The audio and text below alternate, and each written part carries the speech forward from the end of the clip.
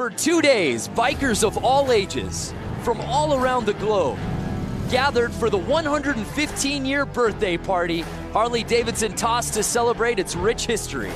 We started indoors, at the Oval, for Flat Out Friday that was part spectacle and all speed. This morning, we moved to the hill to test the bikers and their machines' limits. And now we've hit the beach, a nostalgic throwback to the way they raced a century ago. Somewhere, William Harley and Arthur Davidson are marveling at their own genius of attaching a motor to a simple bike. It's time to rev the engines and go wheels up at the Harley-Davidson 115.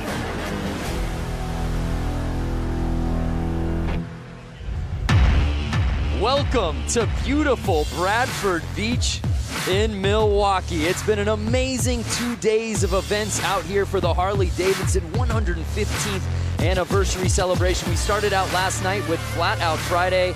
This morning we had a hill climb, of course, and we end out today's action for the Bradford Beach Bowl. It's the Bradford Beach Brawl live from Bradford Beach here in Milwaukee, Wisconsin, presented by the Race of Gentlemen. What's happening, everybody? Brandon Graham joined alongside X Games gold medalist Lance Corey, and the lovely Diana Dahlgren will be rounding out our broadcast team out there on the course. I hope y'all are ready for some racing because, Lance, we've got 6 different classes of motorcycle hitting the beach here today.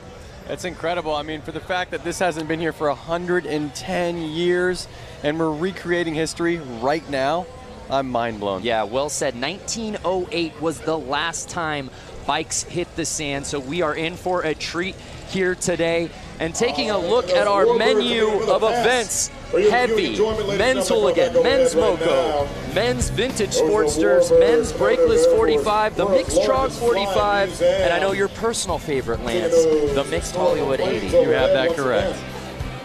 So we'll be seeing all of those classes hitting the beach here today. Just fantastic conditions. A little earlier today, if you were watching the hill climb, you saw what a muddy mess it was with the rain out there.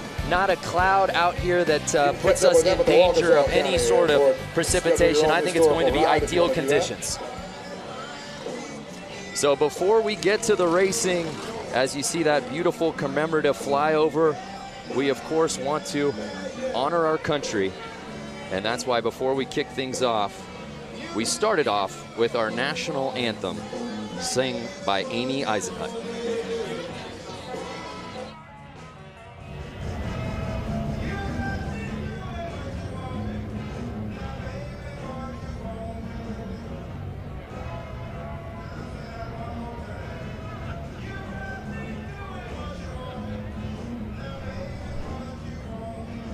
All right, ladies and gentlemen, at this point, we'd like you to rise and remove your hats for our country's national anthem, sung by Amy Eisenhut.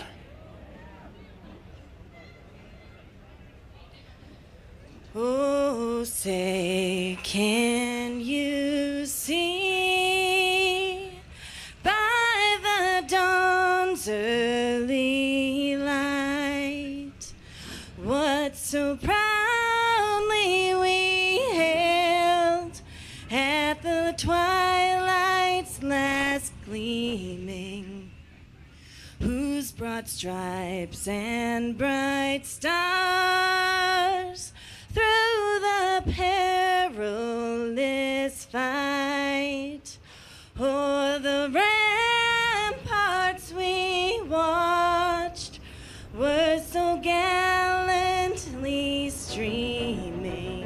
We've been down here since Monday morning at 6 a.m. essentially, pushing sand around, rolling sand, wetting sand, trying to get the gave proof through the night that our flag was still there. Oh, say does that star-spangled banner yet wave o'er the land of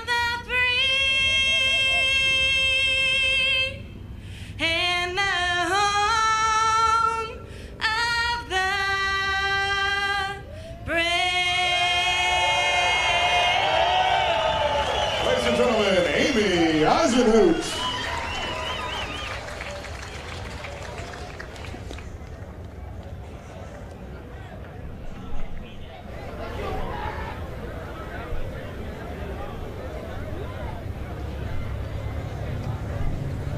All right, ladies and gentlemen, we're getting ready for some elimination racing out here at the Bradford Beach Brawl right now. This is where we start eliminating guys. We're racing for grudge masters. We're drawing lines in the sand. That's how we do it out here.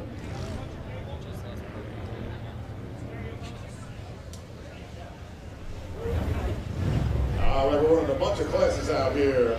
We've got a TROG 45 class. We've got the Loco class. We've got the Brakeless 45 class, the Hooligan class, Vintage Sportster class, and the Hollywood 80 class.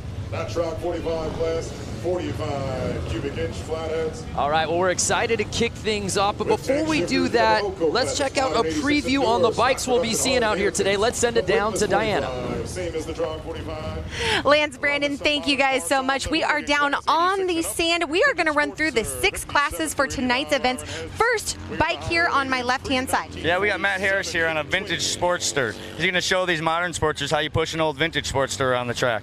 Awesome. And then we have this lovely lady here on my right. One of HD's own, Leah Orloff, in the Moco class, showing everyone how an employee puts on a good race. That's right. That's what I love about Harley-Davidson, employees only class. Then we were moving into more the vintage realm. Yeah, you got 2 great vintage bikes here. We got the Hollywood 80-inch class with the knuckle on my left and the TROG 45 class here on my right. Again, these guys are going to show you how fast these vintage bikes are, and being as old as they are, they still put out a ton of horsepower and push around the track. Not only that, he's wearing the Harley-Davidson vintage collection sweater that I have, and I love it. And then we have the more modern bikes. Walk us through these 2. Yeah, so we got the TROG 45 class, brakeless, and we got the Sportster Hooligan class over here on my right. That's right, we got the hooligans. Well, this is such an amazing event, so important in so many ways. Tell us a few difference between the modern and the vintage. Yeah, the thing I love about this event the most is that we're bringing together modern and vintage. It's not very often you see that happening, and it's really the vintage harkening back to our history and celebrating that, but now we have modern motorcycles, so we're going to see what those things can do out here on the track as well. This race hasn't happened for a long time, in over a century. Guys, let's go racing. Yeah, we can't wait. Enough talking about it. Let's be about it, Lance, as our first class is ready to kick off our action here today. Man, you cannot beat this view that we have here on the beach, on the Bradford Beach. Incredible. So starting things off, we have the men's hooligan class. There you see what it makes a hooligan. And these guys really are the spirit of the whole weekend of the Harley-Davidson 115th anniversary out here, Lance. They really are. I mean, they're riding bikes. I wouldn't say they're 115 years old, but they got to be 80-plus years old. Great to see them still out there running. Yeah, so there is a look at our start list. Semi 1 of 2. Ever had anybody get and the fans have absolutely invaded Bradford Beach. This is such an amazing event, completely free, and everybody has come out here, and we've seen it. We saw it at Flat Out Friday last night, and we saw it earlier today out at the Hill Climb and Little Switzerland Ski Resort, and no better way to cap off today's action than out on the beach. That is right, and we are so lucky and so happy to have this beautiful weather for the riders as well as us viewers. Yeah, there you see a great look at the beach, and that's a beautiful shot of the boat. To give you a little sense of perspective, we're actually up in the boat. That is where we're doing this broadcast from. This is about as good as it gets for a broadcast booth. That is correct. In fact, I didn't even realize it was a boat until you just pointed that out. My goodness, where have you been, Lance? I've just been enjoying the day. You really have. We're having such a good time. It was a great day. We were at the Hill Climb earlier today.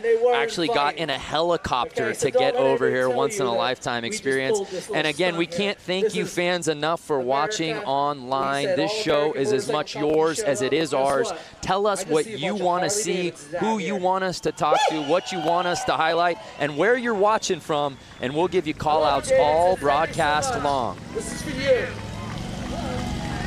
Lance is opening up Facebook right now. We're ready to rock. I'm loving how all these guys are just in vintage gear, vintage helmets, vintage sweaters, like Diane had said. It's an homage to yesteryear. And you see the flag girl getting ready. Semi 1 of 2 here in the hooligan class. Number 39 by Kevin Bass out of Prior Lake, Minnesota.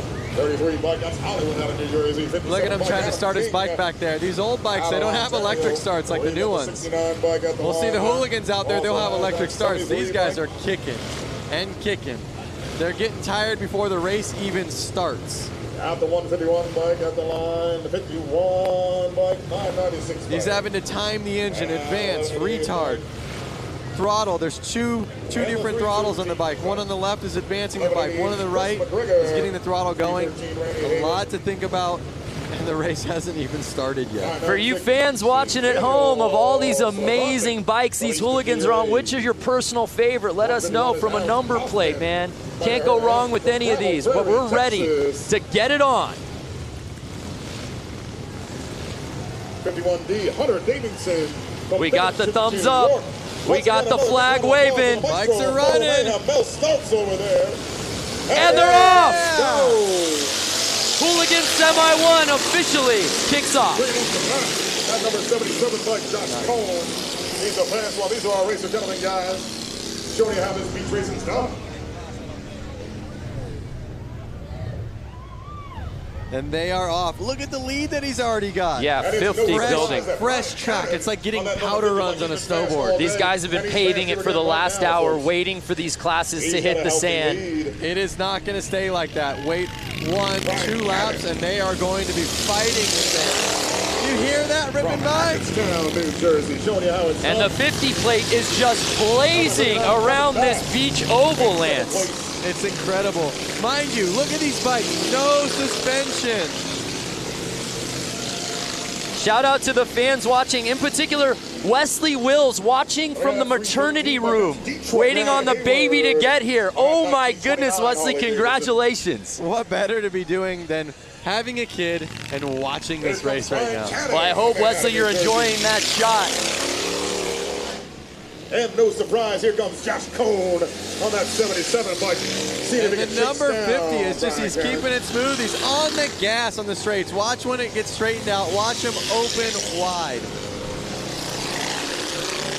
And we're already getting a lapping. 50 passing the 313. Oh, getting a little squirrely out there. Looks like we got Kevin Bass stuck out there in the sandberg. I love when he just leans into it and you see the roost kind of pop off the tire. And it is right there. How awesome does that look? And that's going to do it. The 50 bike takes the checkered flag. Incredible. Now, Lance, as we said, this race hasn't happened here in the vintage class. Oh, he picked a good time to lay it down. Well, we haven't seen these bikes on this beach in 110 years. You can't practice, especially with a vintage bike on beach. How foreign was it for these guys to hit the sand for the first time with these bikes?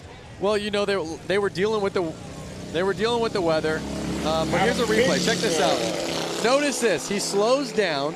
Because he slows down, it's actually harder to get through the sand, and he crashes. He didn't slow down that entire race. No, it's easier to go faster on the sand than it is to slow down. When he slowed down, he let the bike go. And look at 3 of them. 1, 2, 3. They all slowed down. They all fell over, and they're all struggling getting their bike started. These are not new bikes. These bikes are older than probably most of the people watching this right now. It was full throttle the entire race, and then half the field just loses it after that checkered flag. That was awesome. Really was. Really was. Give them a big round of applause. And the thing is, they all went down going low speeds. They're all laughing. They might not be laughing if their bike doesn't start after a minute, but they're laughing. Yeah, we see a lot of fans for that 50 plate. Tim Connor, Walter Gerson Rodriguez, 50 killed it. That he did. Again, if you're just joining us, it's the Harley-Davidson 115th anniversary celebration. It's just a weekend full of madness out here all over the greater Milwaukee area, and we finish up our event schedule out here tonight on the beach. There's a look at it. I had to drag Lance out of the water. He was out there body surfing. I said, hey, man, we got to get to the show. That's right. No place I would rather be than the beach. Yeah, it's perfect right now. The beach and Harley's, I mean, that's just, you know, the best. Much better conditions, and I'm curious any of those fans watching right now, if they were watching earlier today for the Harley Hill climb. A little bit different conditions than what we saw a few hours ago. It's incredible that just a few hours and maybe 20, 30 miles, and all of a sudden it's like we're in a whole different world. The fans have come out here in absolute droves, as you can see. Completely free event. There's no bad seat in the house. And it's all hands on deck to help get the bikes off the track as we await our next class.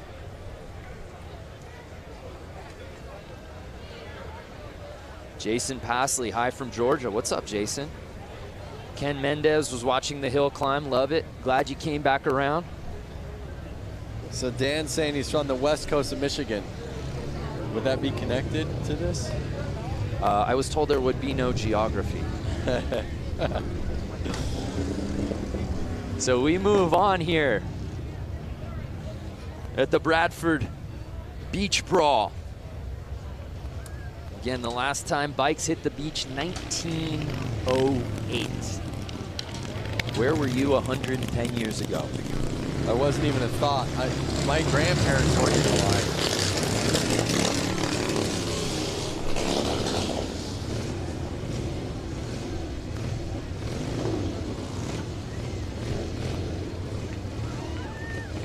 North Haven, Australia, Troy Taylor, stand up. It's so awesome to see all the fans out here, and then these old Harley-Davidson vehicles, I want to say. I see kind of like a milk truck. I see a old bakery truck. You know, I know we probably can't do it, or maybe it's frowned upon, but in addition to all of these incredible new bikes, like the 2019 stuff that Harley has on display, and of course the vintage bikes we're seeing out here today, as you said, the old vehicles and the old banners. I'm talking like the old Harley-Davidson race banners. That's like the ultimate memorabilia. I would love to just grab one after the broadcast when no one is looking. I'm definitely going to have to ask the right people if I could grab one of those for the shop. Great time from New York, Quebec, Canada, Bastien Briard. So I want to know all these people on Facebook Live right now. Yeah. Are they rooting for a hooligan? Ooh. And what hooligan do they want to see out here? Yeah. You know, take the win. Yeah.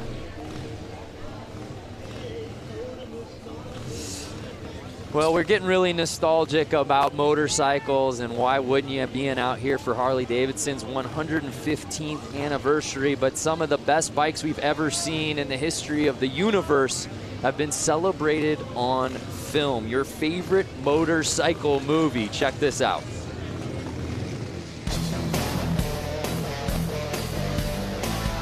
My favorite motorcycle movie is, I don't have one. I love them all. I guess I would have to say The Wild One with Marlon Brando. Terminator, because I had a fat boy. I like Wild Hogs. It's a lot of fun, and it kind of shows people it's the simple stuff in life. My favorite motorcycle movie is Wild Hogs. My wife and I watch that at least 3 times a year. Easy Rider. Easy Rider. Easy Rider. Easy Rider. No question, hands down. I have to duplicate my husband on that one. Easy Rider is the motorcycle movie. Wow, I am so glad that Easy Rider edged out Wild Hogs. What is Lance Corey's favorite motorcycle film? That's tough, man. I mean, I was born 1990, and I've watched Easy Rider. I do dig that movie. But something about watching Wild Hogs and then being able to, like, call somebody a wild hog, they're both great. It's become the ultimate adjective, that's for sure. All right, so we have vintage Sportster class lining up. Is that correct? It looks that way. Let's take a closer look at some of these bikes. Any of our fans watching out here today have got a vintage Sportster of their own? And if so, give us the stats. Actually, I'm getting word that this is brakeless 45. Oh, the brakeless 45. Yes. There will be no slowing down in this race. No. But you don't want to slow down. You want to stay on the gas. Then you stay above the sand, and you don't end up crashing. Oh, speaking of motorcycle movies, there you see our brakeless 45 contenders. I was actually going to bring this one up, that Amon Sharma Terminator. Terminator. Absolutely. Yes. When he jumps like a fat boy softail off like the end of the Yeah, wash. incredibly realistic. So here's a look at our rules for the men's brakeless 45s. Pretty simple. Bikes out here on display. Anybody out there watching got a brakeless of their own?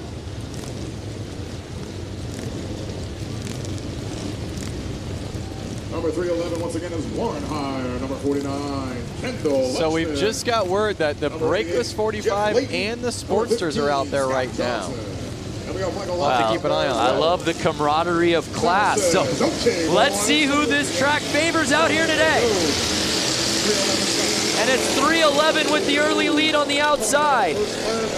But he's leaving the inside track wide open for 15 to make the pass. Scott Johnson, number 15, pushing him wide and staying on the gas. Oh, I love it. That's one of the tactics of racing motorcycles is you can push people wide, and if you're a little bit above them or a little bit stronger, you can kind of run them where you want them to go. Right, well 311 got that whole shot early, but he left the door open. Yep. And it's Scott Johnson in the 15th place, leading the way. I mean, you can just hear how loud it is here.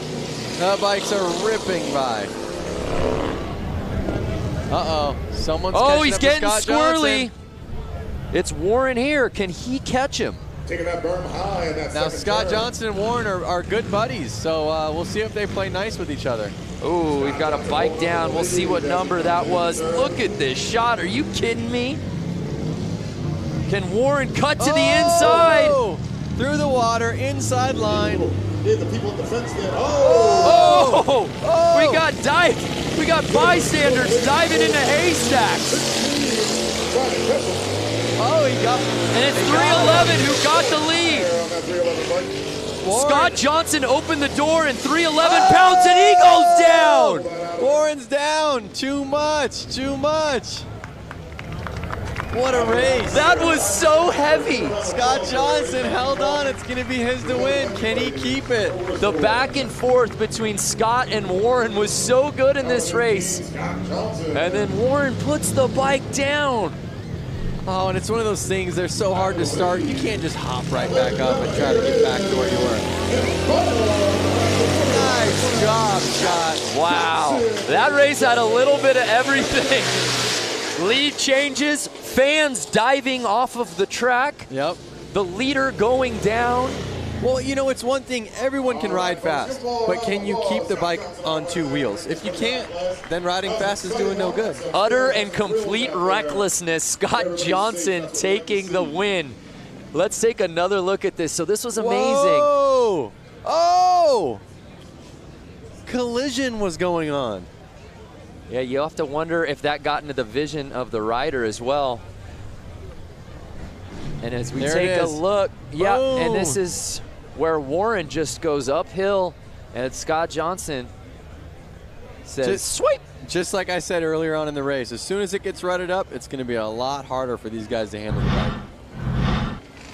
bike. Lap one was like riding a powder run on a snowboard. Oh my gosh, that was crazy. Fans at home, what do you think? Oh, wow. They're actually going to tow this bike off the track, I think. Yep. Oh, poor Warren. Guys, like I was leading this race.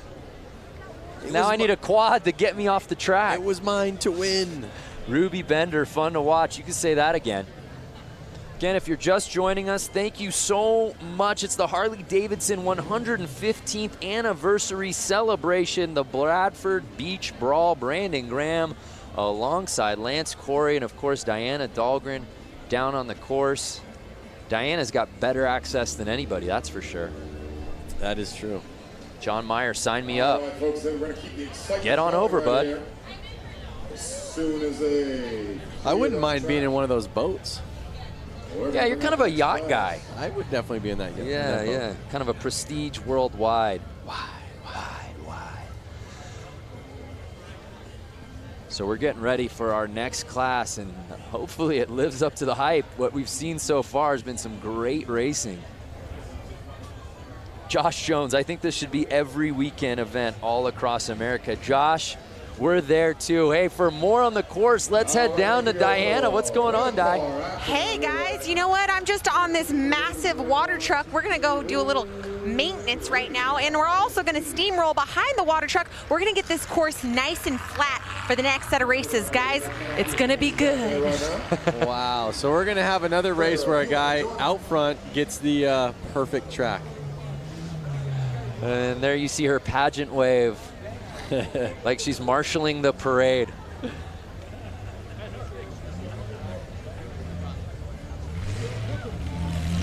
So again, obviously, as we said, no one has raced on this track since 1908, but let's take a look at how we got here. It takes a village to get this thing going, but Lance, job well done by all of the contractors out here to make it possible for us to bring these bikes out today. It's incredible. And these guys, they're people that ride or hang out with the riders a lot. You can't just come out here and make a track if you don't know what it's like to ride the bike. Right. Yeah, you can't just merely push sand around and make an oval. There's absolutely a science to this. Definitely. And oh my goodness, Diana's got a t-shirt gun. Please cover small children. Protect your eyes. Diana, can you come over to the boat that we're in and shoot one over to me, please? Oh, there he goes with that Hudson engine. So we're going through some course prep. Let's check in with some of our fans watching right now. Where are we watching from? Hello from Portugal. What's up, Angelo Lopez? Gotta make sure we keep it safe for all of our riders out there. Brazil, Felipe. There you see Diana opting for the one-handed shot. Takes utter control. How about this guy? Driving his custom-made vehicle around. Think it's street legal? And I think that nobody seems to be bothered by it at all. There's a lot of wacky stuff going on for the 115th anniversary. Good times. Brian Mose from New Zealand, Kevin Morris from Rhode Island. I want to know who's the furthest from Milwaukee. I mean, Brian Mose. Yeah, I'm not a map guy, but I feel like New Zealand and Australia would be in the lead there. Didn't we talk about not getting into geography? Yeah.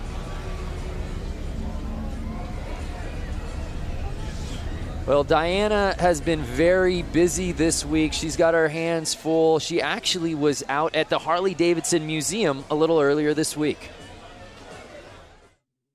115 years ago, two friends, William and Arthur, came together to create Harley-Davidson.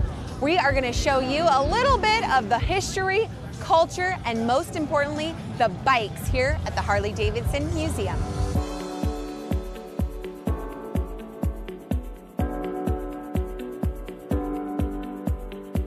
Behind us is the bike that started it all. Yep. Which is gorgeous. The oldest Harley-Davidson in existence.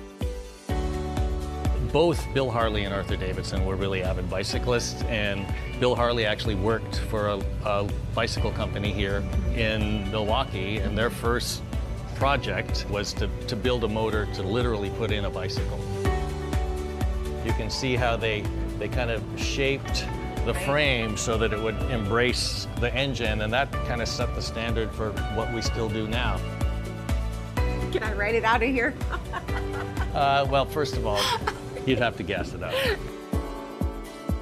This is actually dated July 20th, 1901. This is original. So this is the original drawing from Bill Harley and where did you recover? For How a did bicycle. You recover this? The Harley family saved it. They had the foresight to save stuff from almost the very beginning. Over there is the book from 1907 when they incorporated, and they actually began a program of saving at least one bike new right off the line in 1915. Wow. And we do that to the present. When we were back there, you know, you look and this looks like a whole motorcycle. Right. And as you walk in. Wow, I didn't even notice that till now. That's amazing. See, it works. This thing's completely taken apart. So, you know, the idea here in this whole room is to give people, you know, a sense that the engine from the first bike we built today is the, you know, real heart of the motorcycle, both, you know, obviously from making it go, but from a design point of view, we always show that beautiful engine like it's a jewel in a setting. We want to give people a sense of, you know, how these things work, and we make it interesting.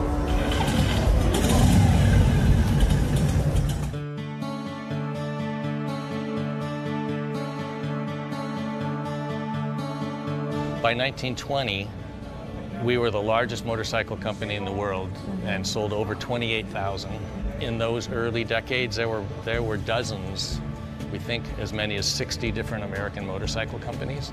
By the time we came out of the Depression, there were only 2 companies left. You know, the major turning point was World War II. Over the course of World War II, we made almost 90,000 military bikes. What kind of jobs in the military were Harleys actually assigned to? They were mostly, they called them dispatch riders. Okay. So they were taking messages from one place to another. Our story weaves in and out of the story of American history. This is the bike that this badass cyborg Arnold has to ride. Schwarzenegger. The real Captain America in the comic book, he rides a WLA. Right. The original didn't come with flamethrowers and stuff like rocket launchers. Like the Terminator, one thing that's great is it's kind of, you know, it's not just like a car, it's a character. So Jim, we've walked around, there's a lot of stuff in this museum. Yeah, when you think about motorcycling, it's not just the bike, it's the black leather jacket, and all the uniforms, and then all the things that people do to add to their bike. So we've got, you know, just an incredible array of things to help tell the story. What do you hope each person that sets foot through this door gets? If you come into this place and you're a Harley-Davidson enthusiast, we're gonna stoke that passion further. If you got dragged along by somebody and you don't think you're gonna like it, you're gonna leave thinking, you know, that was actually interesting, and I've never really thought much about motorcycling, but that's an interesting subject. There's something for everyone here at the Harley-Davidson Museum, that's for sure. That's the goal.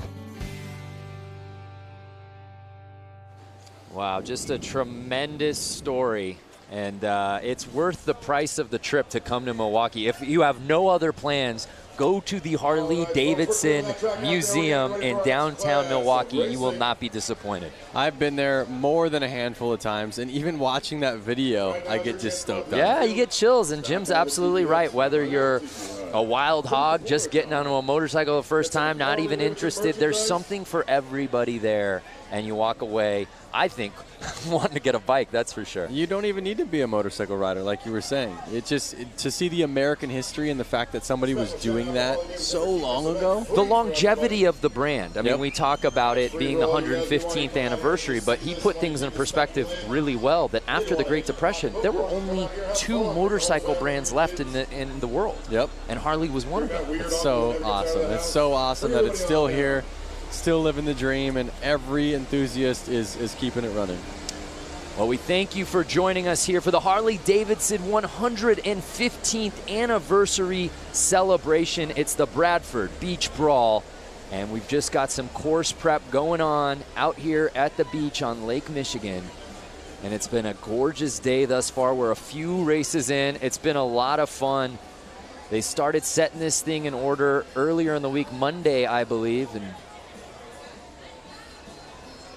the digging began on Tuesday, and here we are Saturday, and this ends our amazing event schedule. All hands on deck, as we said, everyone playing a role out here.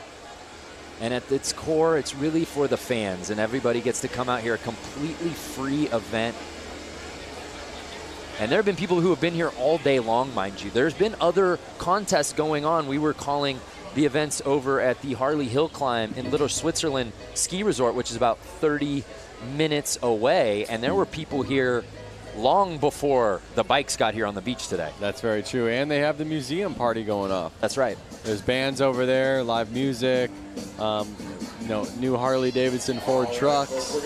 There's so much to see, all the new bikes. There's a look at what our last couple of days has looked like. Of course, we had the Flat Out Friday last night, which is always super fun. That was in downtown Milwaukee proper. And then we went down up north, I should say, to the hill climb earlier this morning. And we had to get from that hill climb dot out here to the beach and our bosses were afraid that just grabbing an Uber wouldn't get us here in time. So we got to the chopper. Yep. We got a helicopter ride, Lance, Diana, and I, and some of our production staff to get over here. So that was amazing, and we're having a great time. And we hope you fans watching at home are staying with us. We still got plenty of racing to go. Hey, before we cut to that feature at the museum, I asked who was watching from furthest away, and I want to pay that off. Martin McKinney said that he was watching from the southern point of Victoria, Australia. So if you know anything about Down Under, that may be the furthest point from Milwaukee, Wisconsin. That's a good chance. Mary Thompson, you're watching from Minnesota. That is not the furthest point from Wisconsin. But we love that you're watching. Yep. El Paso, Texas, Terry Reed. So let us know who you want to see, what classes you're most looking forward to. If you've owned one of these bikes or any of these types of bikes, would you bring it out to the sand? Because I think a lot of these guys say, oh yeah, I'd ride the hill climb, or heck yeah, I'd go into the arena and do the oval on the concrete. How many of you guys and gals with bikes would take it out here to the beach?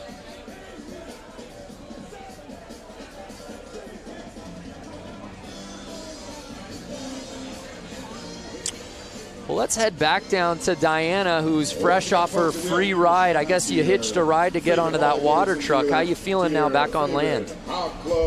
I'm back on land, and it was great. The track maintenance is so crucial when it comes to this beach racing.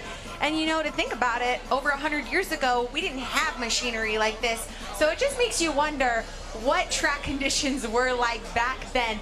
But for now, the course is smooth, it's going great. And I will tell you, these are the greatest fans in America right now, near and far in Milwaukee for the 115th anniversary Bradford Beach. This is the spot to be, guys. Yeah, there's no doubt. She's got the best seat in the house, and we're getting ready for our next class that will be hitting the beach, the Hollywood 80, Lance. All right, folks, listen, it takes a village to look around, look at your feet, see if you find a wallet. We got a young lady missing a wallet. So there you see fans in attendance. We've got fans in the infield. We've got fans out here. There's some stadium seating just east of the sand. And lines of traffic. I feel like cars are even stopping near the beach just to roll down the window to get a view of this thing.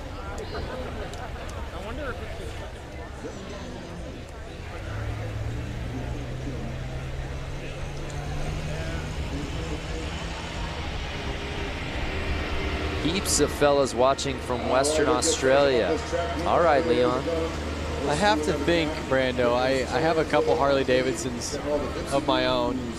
2018 Lowrider. Okay. I have a 2013 Street Bob. Okay. 1992 FXR. Okay.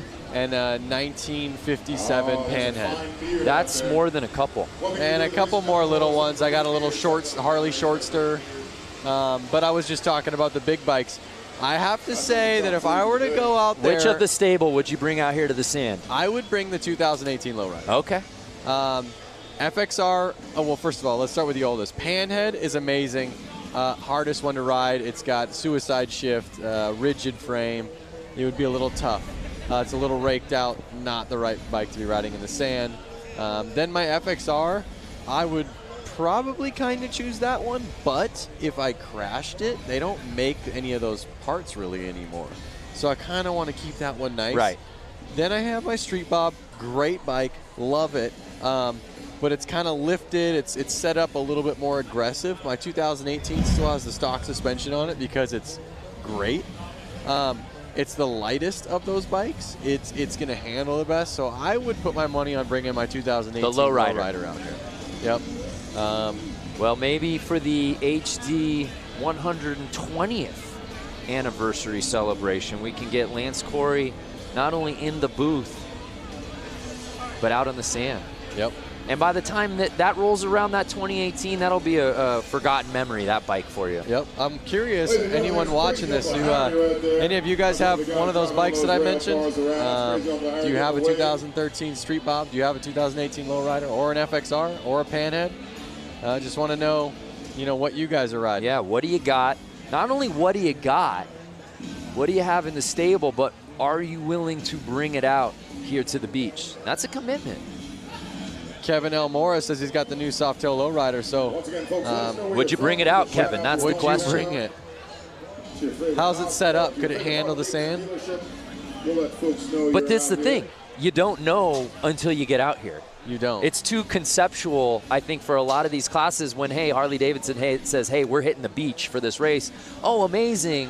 Which bike am I going to use? Is my bike even going to hold up? Yep. Jeremy Pike has a 2001 Dyna T-Sport. They don't make those anymore. Yeah, see, now that's what you gotta, that's the risk involved. There's probably a lot of nice parts on that. It would be a rad bike to ride to Milwaukee on, and I don't know where you're from, Jeremy, but would you ride here and then take off your bags and get on the track and rip a couple laps with Rusty Butcher? If you're the proud owner of the Channel 12 news van, my guess is going to be you probably work for Channel 12. You got to move that van. It's in the way of our water. Stefan says, I got a 2013 Street Bob.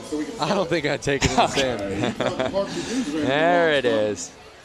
All right, well, while we wait for this next class to hit the sand, let's head back down to the beach with Diana.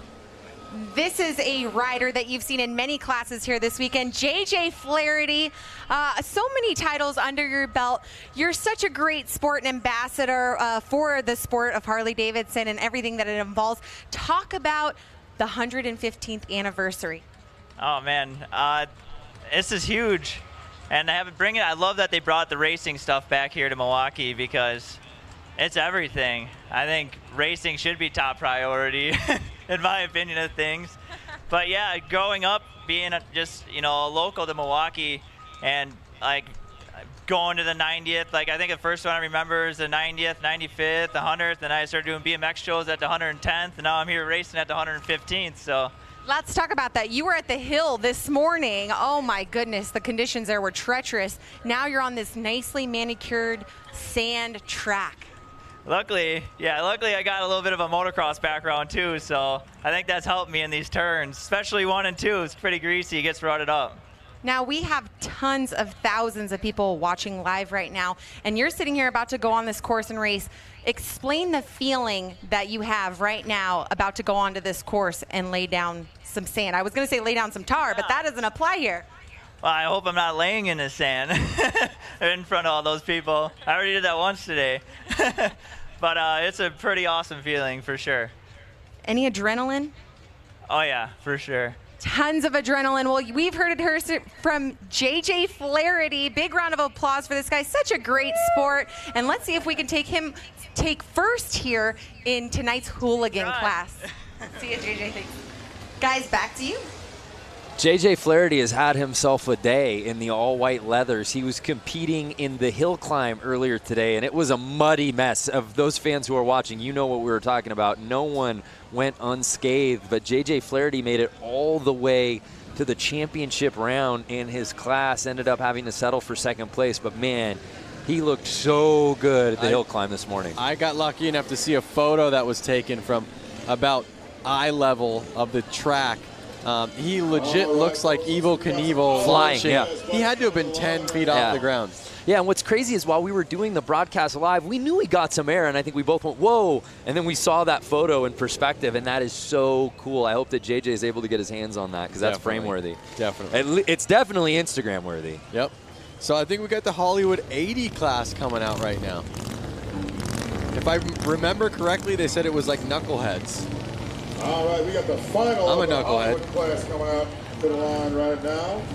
Hollywood class. And you know what I love about all of these classes, whether it's vintage or Hollywood 80, is not only obviously the bikes, but even the plates paying homage to another era. Yeah. Twins out there.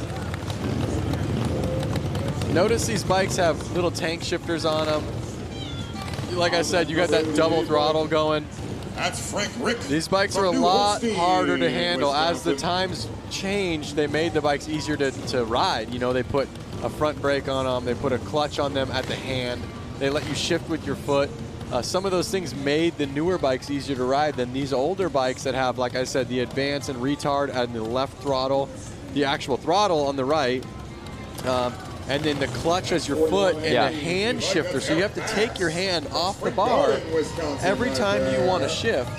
as well as you have to take your foot off the ground. So if you're at a stoplight, you only get 1 foot on the ground. There was way more to think about. You have to think way far in advance while doing it. That's wild. And yeah, for you fans watching at home going, was this just a man head-to-head race? No, no, no. Bike's slowly coming back out here. We'll have a full field.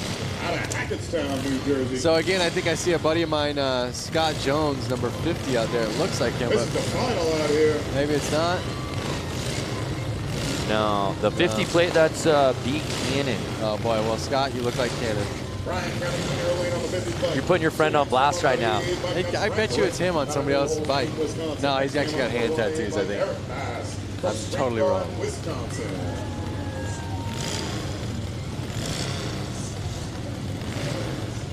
Daryl Jewell, back in 73 and 74, we drag race on the beach at night, had a 73 Sportster. All right, Daryl. So awesome. Out of Brawl, Lake, Minnesota. I'd love to get my hands on that Springer for my Panda.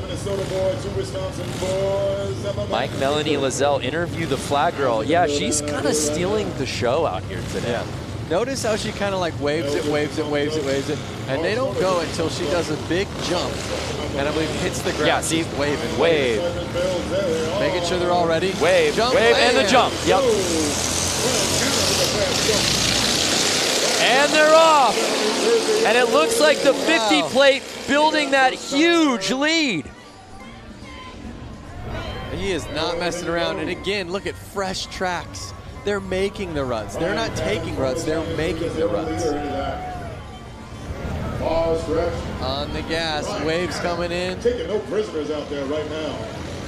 And it's more of the same from Cannon out here today. So awesome. Look at him. He's getting the weight on the rear end, which is basically getting the front tire off of the ground. It doesn't look like it, but the weight is completely off of that front tire, which is making the bike get through that sand way easier than you would imagine. It's still hard, but a lot easier than if you didn't. Well, no, I see what you're saying. Brian Cannon making it look like a Saturday stroll. Look at the lead he's built.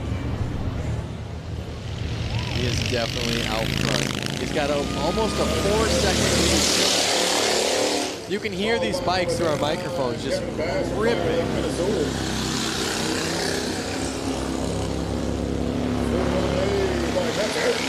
So this is the Hollywood 80 main, and it's Cannon's race to lose. He can ride as far outside as he wants at this point. Look at him looking back like, can I chill out right now? 1 lap to go. And ladies and gentlemen, it is, as we suspected, Brian. And it's Brian Cannon with the win. In second place, Kevin Bass from Fire Lake, Minnesota. I see 2 Basses out there. Well, Seabass and the guys offered to pick up our tab. Don't go there. Okay. Not yet, I guess. So Brian Cannon leaves no doubt about it. Just riding like his head is on fire all day out here on this course. And this time, though, Lance, he finishes the race and stays on the bike. And he really put it down there. It's always nice to come out for that vengeance. Looks like number 88, Frank Rick, laid it down that last turn. It's always nice when you can go twice in one day, right? When you have more than one race. I think the first race you kind of just get the EBGBs out, you know? You're ready to go, and then you finally are like, all right, I'm ready. And if you're just joining us, this is a weekend full of races. A lot of these guys that we're seeing out here tonight at the beach, we saw earlier today at the hill climb, and a lot of those same guys we saw last night at Flat Out Friday. Yep. A lot of motorcycle racing for a lot of these guys. It also involves some bike switching. Now we gotta help you, huh, buddy? Look at all the smiles coming off the track, all their friends, mechanics, maybe bike owners that are letting their friends ride their bikes. Well, JJ Flaherty, who Diana Dahlgren was interviewing earlier, actually lost to a rider whose bike malfunctioned right before the start of the race and had to borrow a friend's bike literally 30 seconds before the start. Maybe that was his trick tactic.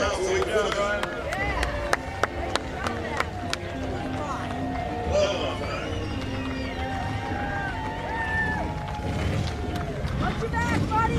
Watch your back. So here's another look at Cannon. And he was riding outside for most of the race. As we take another look when he gets inside, Lance. Oh. Well, you notice that once the race gets going and they start to form ruts, he's kind of dodging them. And you saw him kind of fall into a rut in the first corner, and then he kind of came out. Then as he's going into the next corner, he's trying to take a line that nobody's taking yet. So it's a lot of thinking ahead, patience, while staying on the gas, you know? So now it's time for Heat 2, I believe. Heat 2 of the Hollywood 80 main. To me, this is looking like the Hooligans. Oh, this is Hooligans. There, yeah, we've already switched. I apologize. My scoring monitor is not keeping up with the torrid pace of the racing out here today. And there we take a look at our start list. Semi 1 of 2 for the Hooligans. Lance, you know a lot of these guys pretty well. I do know a lot of the guys. A lot of these names right now that I'm seeing aren't as much California kids, so I'm not sure if I know this class that well. I myself from LA know a lot of the guys from the Hooligan series that are from Southern California. Do you say you're an LA guy, or do you say you're a Valley guy? I would say LA. When I'm out of LA, I say LA. And they're off! So it looks like 34 has the lead, but he's keeping the inside open. Can 33 make the pass, Bear? And he does. Look at these bikes. You can see they're newer, faster. I mean, these guys are throwing roost. But also note how much they're kind of squiggling through the lines right now. There are that many more ruts. They are having to dodge the ruts or drop into them.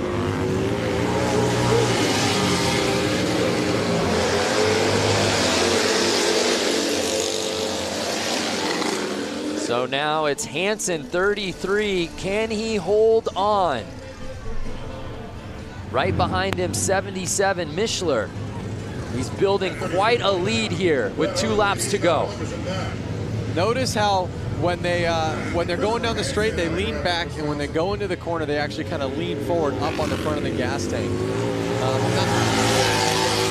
It's kind of because they need the front end a little bit to steer. That's the stance. See how he's on the front? He's not on the back of his seat. It's final lap. Can Hansen hold on? Now he's on the back of his seat. Ah, yeah. You see that transition? He's pulling tear-offs out there, which means he's getting roosted. Or throwing dirt up off his front tire. He probably doesn't have a front fender. And here comes the checkered. It's Hansen taking this semi.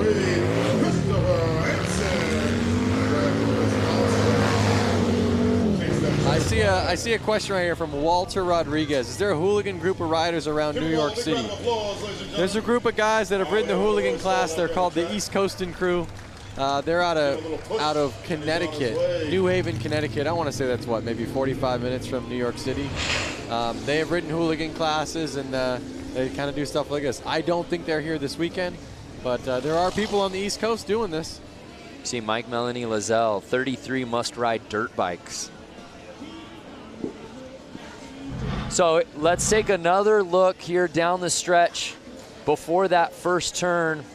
And early on, it was the 34 bike, but he went outside, and 33 was able to pounce, and there was no looking back after that first lap.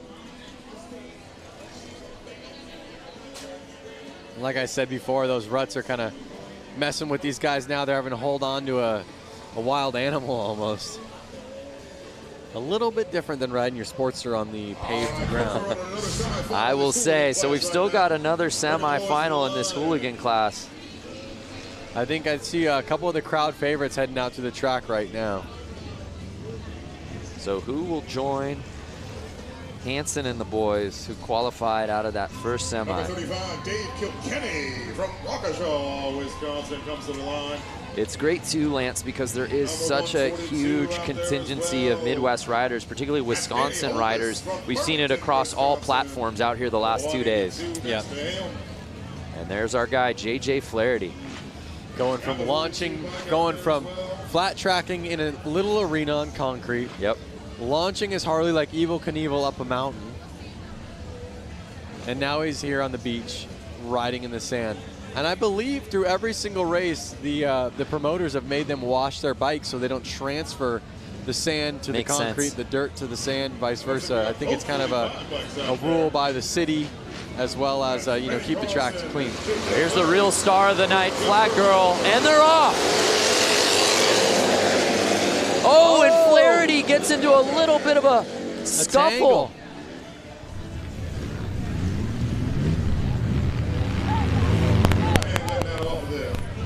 Oh, we've got ourselves a battle, Lance, right at the top. Oh, yeah. Flaherty staying on the inside, though. Yeah, he's playing this thing right. 142 still leading, but he's on the outside. And now it looks like he's finding his groove, Lance. Diana, what are you seeing down there on the course in this race? You know, I've talked to a lot of riders, and some of them were talking about taking that outside line, relying on that outer bank, but JJ Flaherty early on in this race was taking that inside line, saved him some time. Might be an all-out battle. A lot of these guys, are they used to the weight? Lance, you could probably attest to this. What kind of weight are they facing when they go into that turn on the inner line?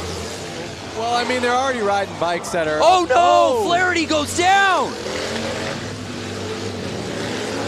Our man we were keeping an eye on is down.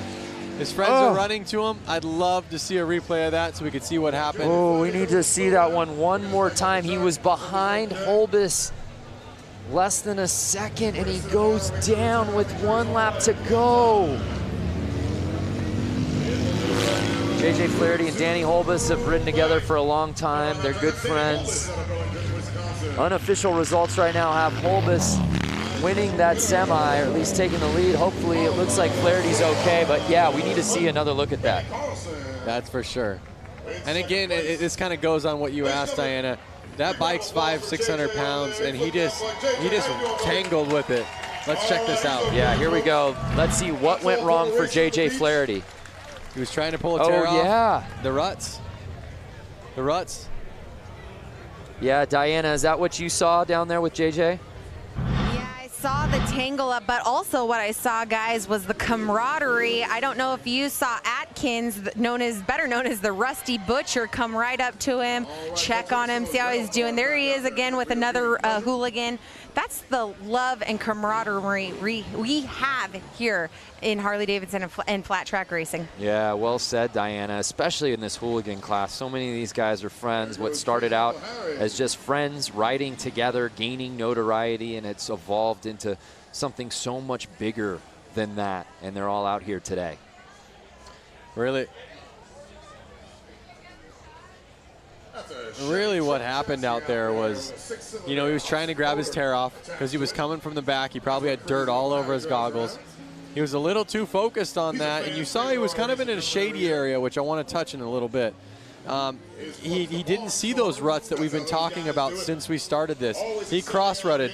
Front tire was in a different rut than the back rut, and that basically crossed him up, threw him right off the bike. That's a really good point as we take another look. Going at the goggles, not paying attention. Yeah. Cross ruts. Just takes one hand off and completely loses control.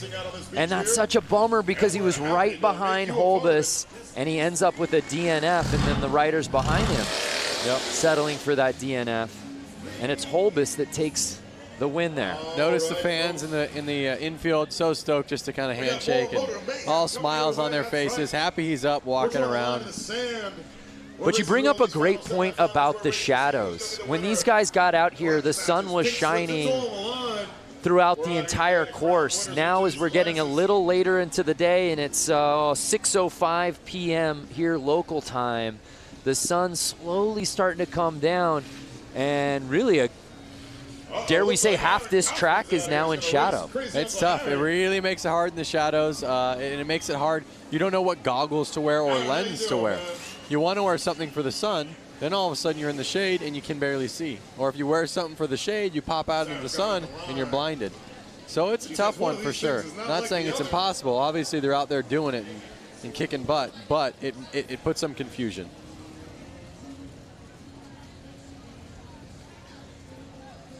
So we're shaking it up a little bit out here for this one, as you can see.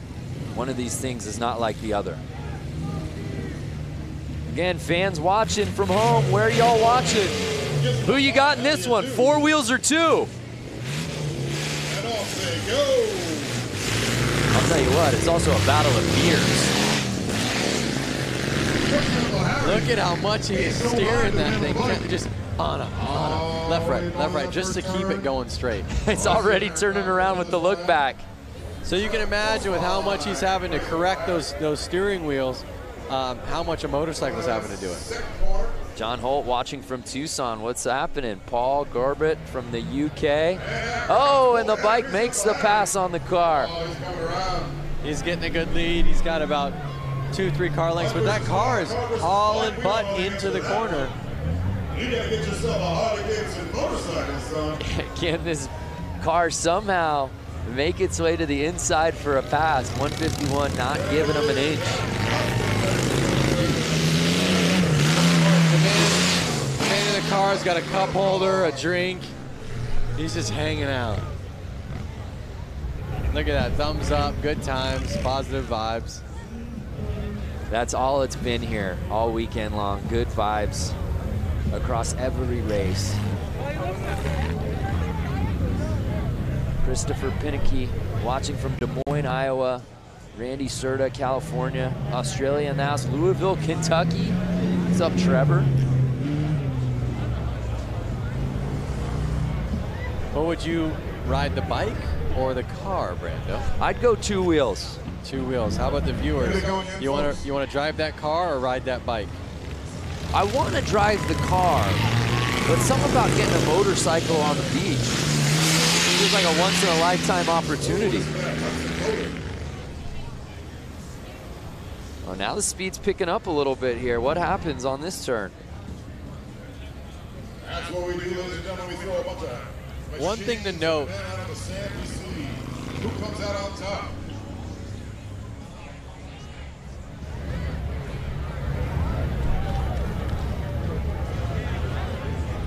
Well, as we continue on with this race, it's Baywatch out here on the beach. Let's go to our own lifeguard, Diana Dahlgren.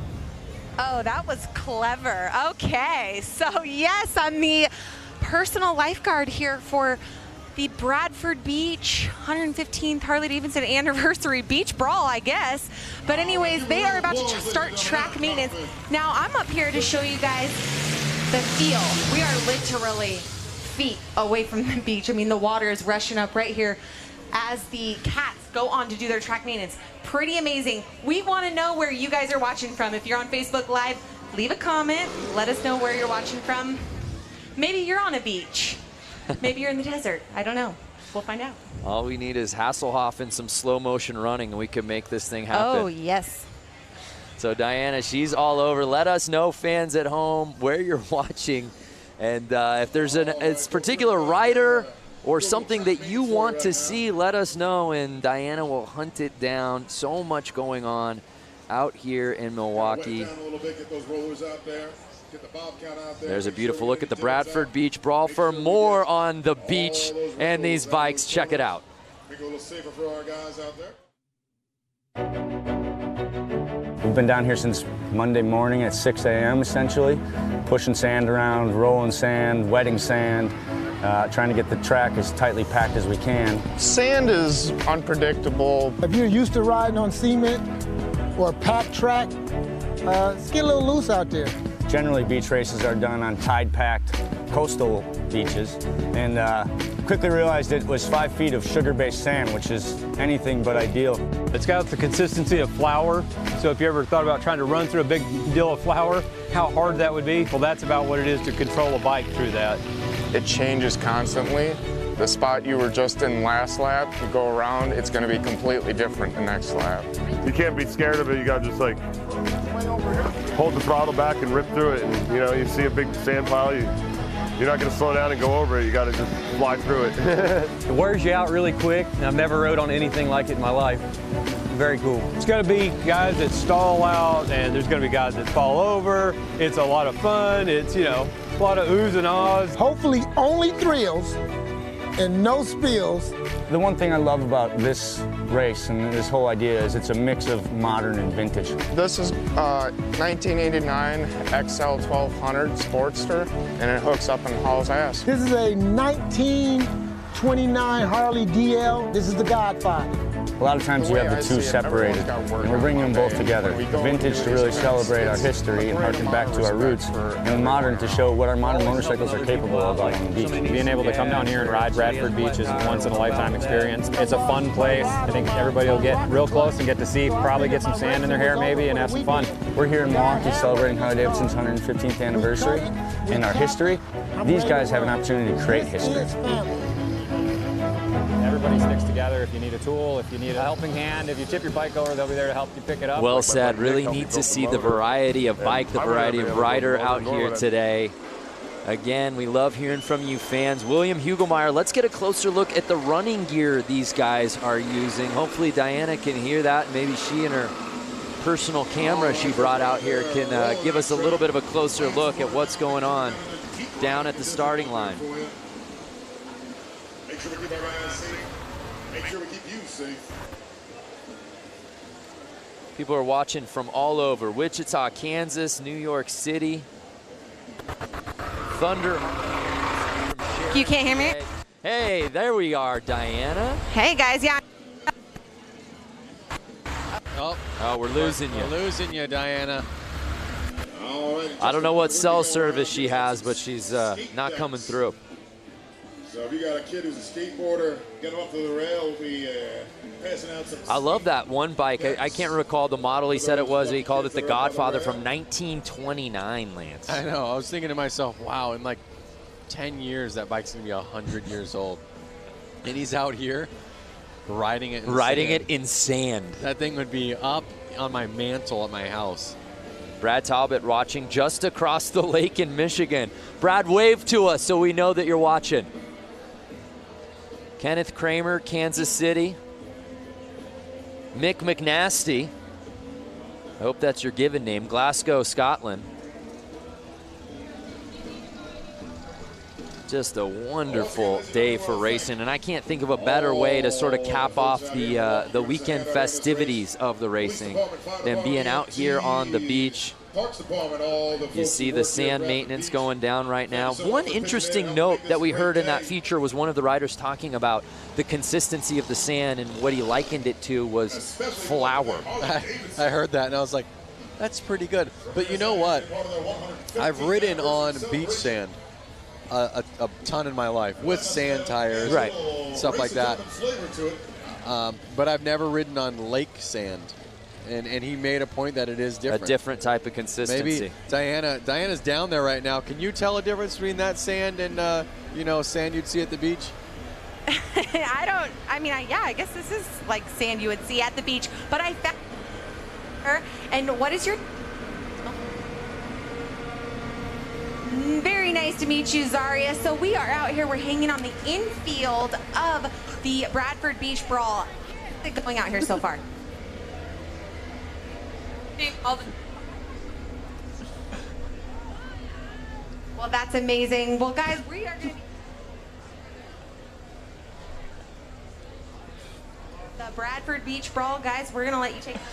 Oh, Diana, I'm so sorry that interview, we were having sound issues, but honestly, the real MVP was the guy eating a hot dog right behind you in shot. That was incredible. Don't worry, Diana. We all got photos up here in the booth. Diana, we didn't hear you, but that was still the most entertaining interview we've seen all day. Let's see what the people Oh, my on God. Facebook Please think get about that on Instagram. And tell me fans at home watching on Facebook just saw the hot dog guy. Gotta love that hot dog. Lance, read me some of the quotes, please. The guy behind her cramming his face. Look at the mate feeding his face. Oh, that was too good. Holy cow. We can all go home. Oh, no, we still got more racing to go. Holy cow. So there you see course maintenance. Oh, we'll never be the same. Tell me you got a photo of that for us to post, please. I got a photo of that, and I'm putting it up right now. Again, if you are in the greater Milwaukee area, if you are in Wisconsin, if you are Lake Michigan adjacent and you're not here, you're blowing it. Figure out how to get out here. We've still got more races to go. There's music going on. So we talk a lot about all of these riders being stoked on one another and the friendship, but let's just take a closer look at the camaraderie amongst these group of riders. The way I see it, everyone's got work on Monday. When we go and do these events, it's a great amount of respect for everyone around. We're always helping other people out, like somebody needs some gas or if somebody has a flat tire, we'll help out with that. I lost my rod on my rocker clutch, so I figured my racing was over for the weekend. A guy had one in his car, we cut it, we tapped it, I'm ready to run. This is family. Everybody sticks together. If you need a tool, if you need a helping hand, if you tip your bike over, they'll be there to help you pick it up. Like my buddy Nick helped me build the motor, and I wouldn't have been able to build the motor, nor would I have been able to afford a real bike builder to build the motor. So to have friends that like figure it out, and we all figure it out together and help each other out to do it, it's great. It's tough enough to get through this world, and everybody needs a helping hand. We've all kind of been down on our luck sometimes and needed somebody there to lift us up. Lost the phone, and the family got together, the TROG family, and then we found the phone. Found the phone in the track. Absolutely. If a guy could help you win and he's racing against you, he'll do that. I mean, I'd help any of my competitors beat me.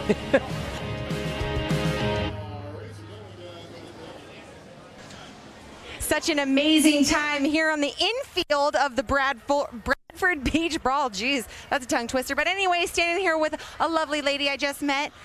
Let us know what your name is. I'm Barbara Rayborn. Barbara, where did you ride in from?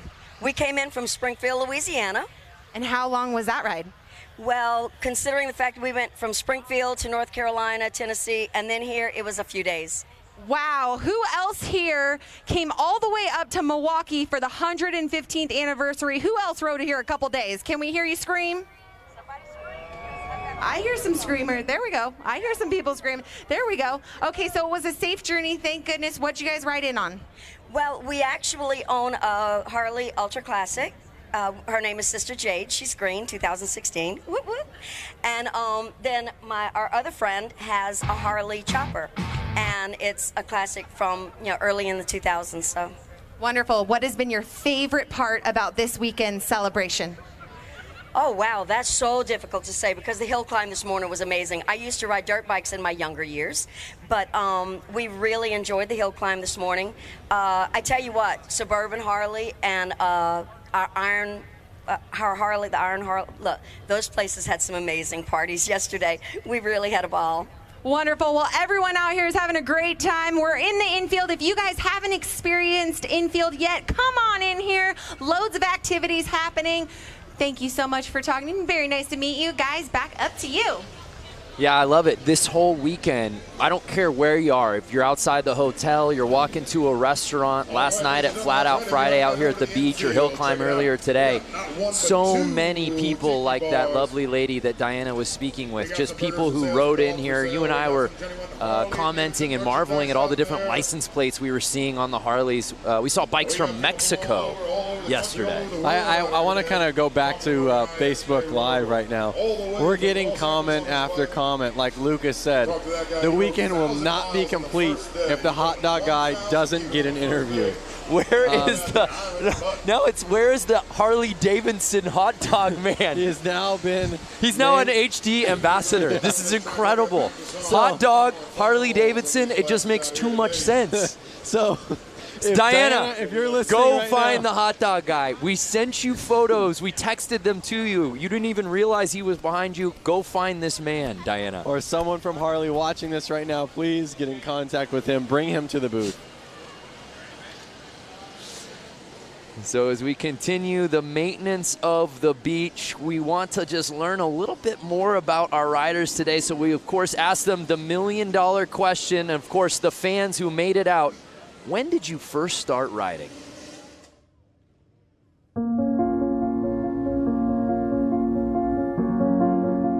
I started riding when I was very young. I had 2 older brothers that rode, put me on a bike when I was very young, pushed me and said go. Didn't tell me how to stop, nothing. And ever since then, I've been hooked. I started riding 30 years ago. Why? Because I love speed and I'm an adrenaline junkie. My first Harley was a Deuce, 2001. And well, it was a dream became true when I was so young. I've been a Harley since 12 years. And I fall in love with Harleys. And I've been riding since the day I turned 16. I had a little Honda 150 delivered and I've never been off of it. I've always liked motorcycles. I had the fear of them. And my wife says, why don't you take a class and see if you like it? That's all it took, 1995. I didn't ride as an adult until I was about 40. And, but I just kind of heard the call of the road, haven't looked back since. Yeah, everyone's got a fantastic story on how they first discovered motorcycles. Lance Corey, professional rider, X Games gold medalist, freestyle. Tell us how you got into riding bikes. I just had, actually my parents did not ride. I had a cousin, 2 cousins that rode motorcycles. They were a bit older than me. When they grew out of their PW50s, one of them was handed down to me. So I've been riding since I was about 4 years old, into motorcycles my whole life, and got a Harley-Davidson right when I turned 16. It was only fitting. You can get your license, you can get a Harley-Davidson. Love to hear from our fans on Facebook watching right now.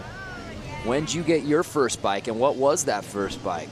Who got you into it? Love to hear those stories. I have to say a lot of people on there have to be saying PW50. I think every kid, you know, even if they're 40 years old now or something, they all kind of started on a PW50. And I would imagine and hope that most of them, when they could get a driver's license, went to a Harley-Davidson first. That seemed to be the general consensus out here, that's for sure. And we move on to our action. And then you see the sun fully setting out here now as that starting line getting completely shaded. Hot Dog Guy has really taken the comment section off the rails here on Facebook. We'll try to find him, but we've got some racing to get to. The mixed TROG 45. These are pre-1952 bikes, 45 cubic inch flathead motorcycles. Again, and you saw that, it said tank shift. So these guys have to push their clutch in with their foot, shift with their hands. So they're gonna have to take their hand up the bars during this race. Ooh, well, at least it's smoother out there for them.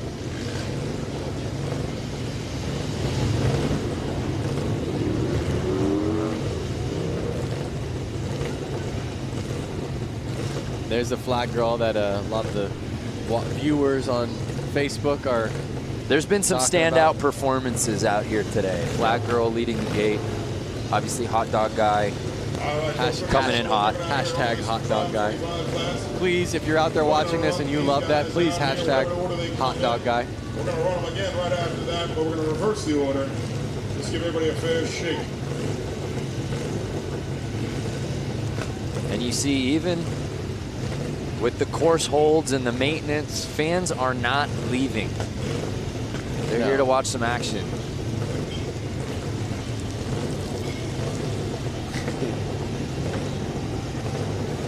Hey, Michelle Havens-Moore just bought my first Harley last week. Congratulations, Michelle. You'll never be the same. So awesome. Uh-oh. Hold off. What's going on? Oh, are they shutting their bikes off? We're getting word of something. Again, this is the TROG 45 class.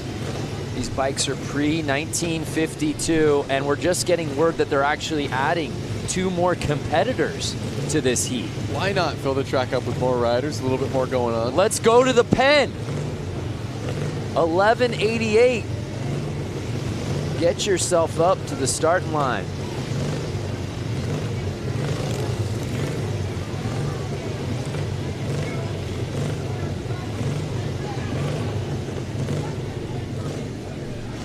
And here comes the 313. Remember, this is the bike, I believe, from 1929, Lance. So awesome. The godfather of them all. Look at how clean the paint job is on it. Amazing. This does not look like a bike he should be out there. No. Scrambling. And the with fact these that he's dudes. scrambling out here on the sand with this bike that's All right, ladies and gentlemen. 90 years old is just remarkable. How's my dude number 77 with a ciggy in his mouth? At 151, bike. That's Aaron Kaufman out of Gravelberry. All right, we've got a complete heat. Daniel D'Souza, Ocean, New Jersey. Let's get it on. Look at him getting roosted in the back of the gate. They're off. 51 Harley-Davidson. That roost does not feel good. You ever been sandblasted? Never. It takes paint off of stuff. So it's 69 getting the whole shot. Does he leave the inside open though? He does, and it looks like the 77 bike takes the lead on lap 1.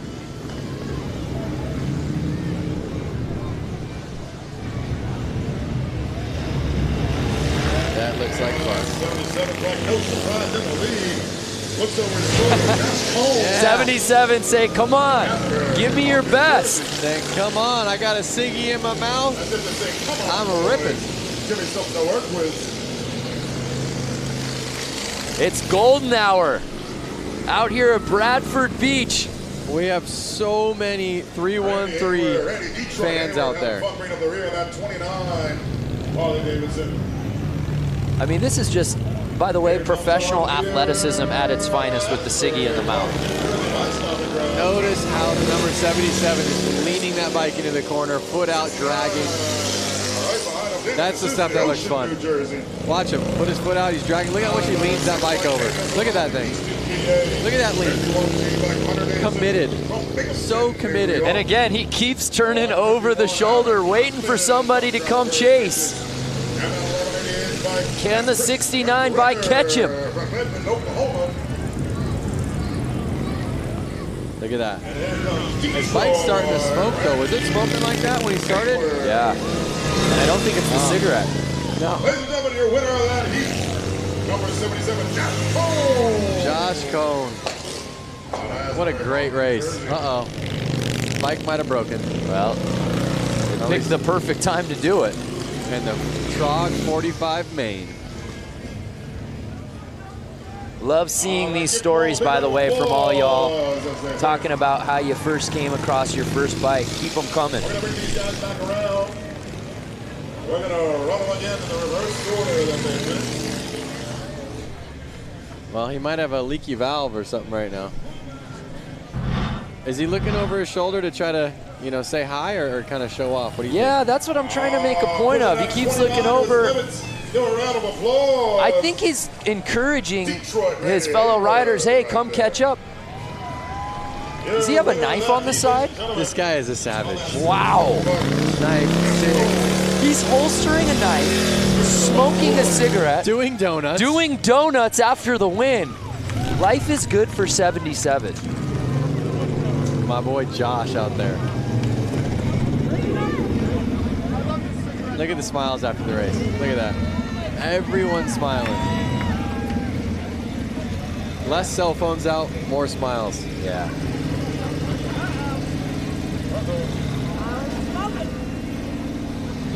That is racing at its very core right there. Well, let's head down to Diana. Diana, what you got? You know, we give the people what they want around here. Yes! You were saying on Facebook Live that tons of people were saying, who's the guy in the background eating the hot dog? That's Kevin. And Kevin is a Milwaukee local, and he clearly loves hot dogs. He's even out in 95 Harley, and I do love hot dogs. Yes. He has a 95 Harley, and he loves hot dogs. So, Kevin, you're a man of many talents. Let's talk about it. You're an engineer. You have a boat. You have a Harley. What else is on your bucket list? The 120th, I think that's going to be better. We're going to have faster racers here, and Milwaukee is going to be having a world championship with the Bucks. And the Packers will be 3 years in a row Super Bowl champions. God bless Wisconsin. We love Harley. And cheese. Manufacturing. I want them to stay here. But God damn it, we love Harley. Amen. Woo! This guy's famous, and we give the people what they want. Hot dog. Where's my beer? Okay, so Brandon Lance, we're going to take it back to you. Giving the people what they want right here. Kevin! Our day is complete. Diana, thank you so much for tracking down Hot Dog Guy. We thank you. The people of the great state of Wisconsin, thank you. And everyone watching on Facebook, thanks you. A lot of Hot Dog Man fans out there, that's for sure. Amen. Buy that guy a beer. We gave the people what they wanted. Hot Dog Man for President 2020.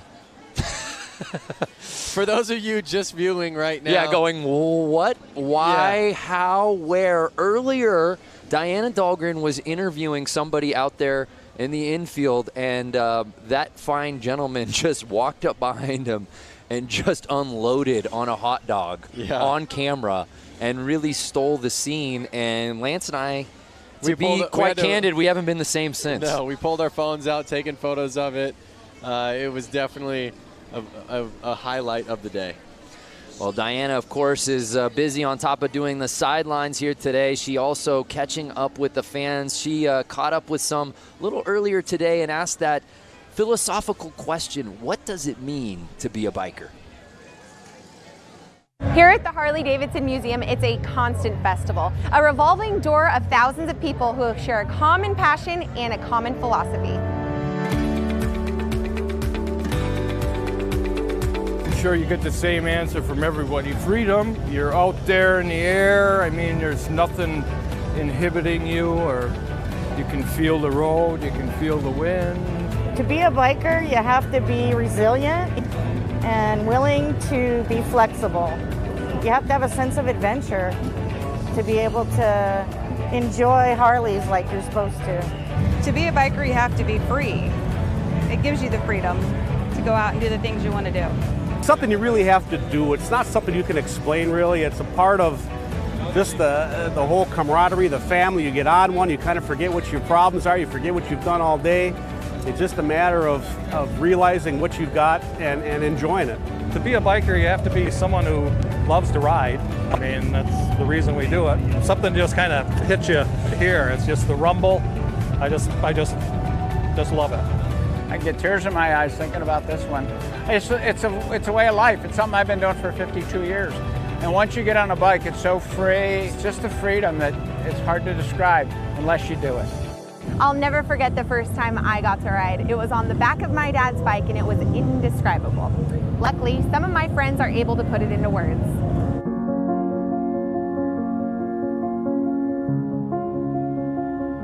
I started riding when I was very young. I had two older brothers that rode, put me on a bike when I was very young, pushed me and said go, didn't tell me how to stop, nothing.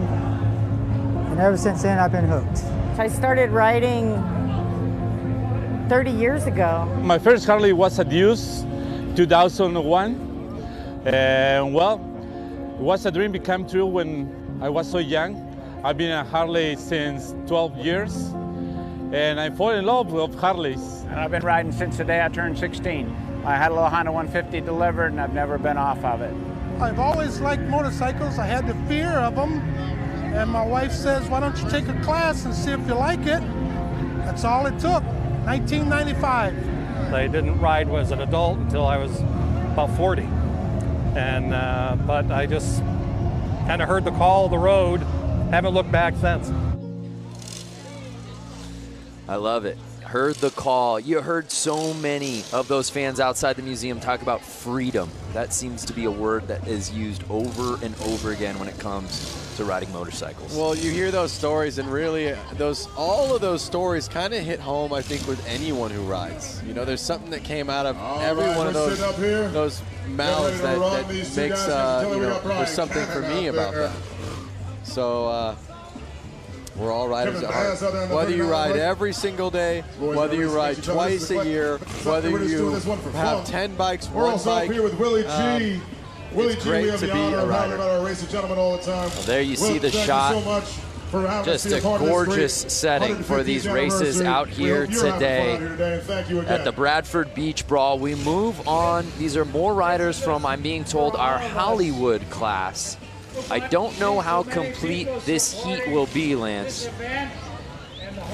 This one looks to be potentially a head-to-head battle here. So we have the number 50 and the number Springer front end. All right, ladies and gentlemen, Willie G.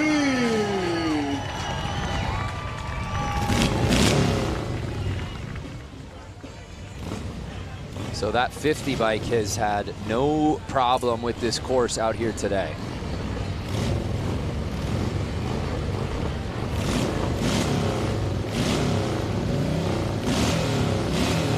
Notice this Kickstarter just kind of flailing around back there. So much vibration going through those bikes right now.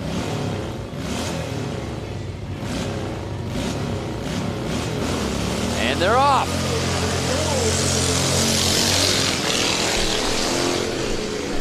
And again, the 50 bike showing no problem out the gate, takes the early lead.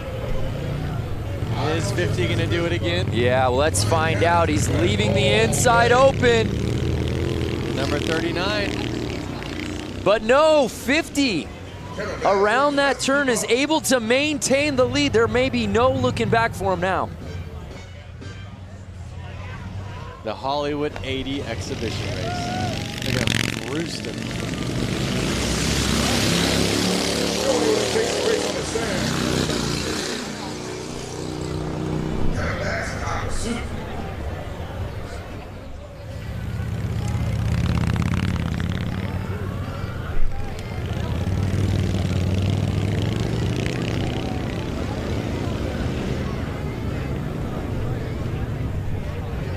Again, they have no suspension. The suspension they do have, I guess, is that little teeny spring kind of bopping their seat up and down. And to no one's surprise, it's Cannon, ladies and gentlemen. So Brian Cannon just keeps winning these heats, whether it's a semi, a quarter, a final. Oh, and he does what he did in his first race win. Drops the bike after the checkered flag. Maybe it's a signature move. Love it. Steve, no fear 50. Yeah, that's the way he's been riding today. Lance, what's the oldest bike you've ever ridden on? The oldest bike I've ever ridden on. It's got to just be my 56 Panhead. I don't think I've ridden anything older than that. I've had older cars. 52 Oldsmobile. But when you really think about it, a vehicle from the 50s, I mean, that thing is almost 70 years old. Right. You know, I mean, it's just incredible. I definitely get mind blown. And obviously they don't like to wake up that easily either, if you notice this right now. I think she gave him all she could today. The fact that he's gotten through 3 races with this bike and has been the first one in the checkered flag in each of those 3 is impressive enough. And that bike is held up. He gets it started. And this one a victory lap for Brian Cannon. Like Michael Shepard said on Facebook, the first time he fell was practice. That one was for real. Another big round of applause for Brian Cannon. He dug it on out of the sand. Bring it back around for you right there. So Brian Cannon showing love to the fans out here in Milwaukee. Great day of riding for him.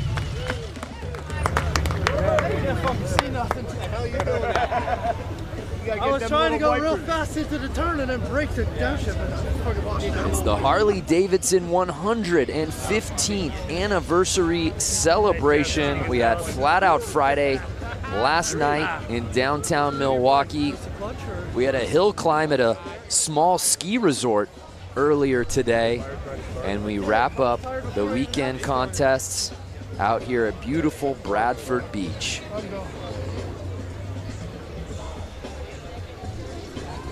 no bad seat in this house because, well, Lance, we're at the beach. That's right. Weather's nice. Beautiful sky. Sun slowly setting. Ooh, Daryl Jewell, first bike was a 1960 Triumph Cub.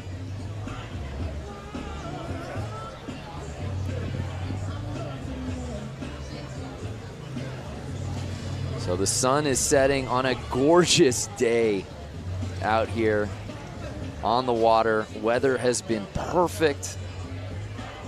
The conditions have been fantastic. Folks, I got crazy Uncle Harry up here. He's riding that rail car. Harry, come up here, wave to everybody out there in the field. This is crazy Uncle Harry. And we're still not done. Look at that sunset. Come on. Well, it's a 1932 Chevy truck chassis with a 51 Hudson Hornet engine. Which Instagram filter is that? That's hashtag no filter. No filter right there. That's just real life. All right, great. And you got another Hudson, right? What's that one all about? I've got two others. I've got a So it looks like we've got our next class starting to slowly line up. We'll get word on who that is. Thank you, Harry. We see the 1188 bike Uncle Harry, man, out he's here. that rail car. I'm being told it's the brakeless 45. That's about it for that. We won't see that anymore. We got to give that some TLC in the pits. We're going to run this brakeless. Those are some boots right there. Final out here. That's the brakeless 45 class. They are. How long do you think it takes to lace up? Those look brand spanking new. Killer boots, man. He's new boot scooting. So who will join the 1188 bike? This isn't just a timed race. Let's get some competitors out here. Yep. Well, one thing I have to say is the hooligans are coming up right after this class. And I'm excited to see those guys bang bars. Yeah. You know, Ooh. Rubbin's racing. Chad Mata with an interesting idea pitch. Hot Dog Man on a bike. Maybe for that last hooligan race, we can get him out here? We've definitely already signed a contract with him. I'm actually representing him now, by the way. He's my client. So it's all got to go through me. Holy cow. I'm going to get my 10%. Believe you me.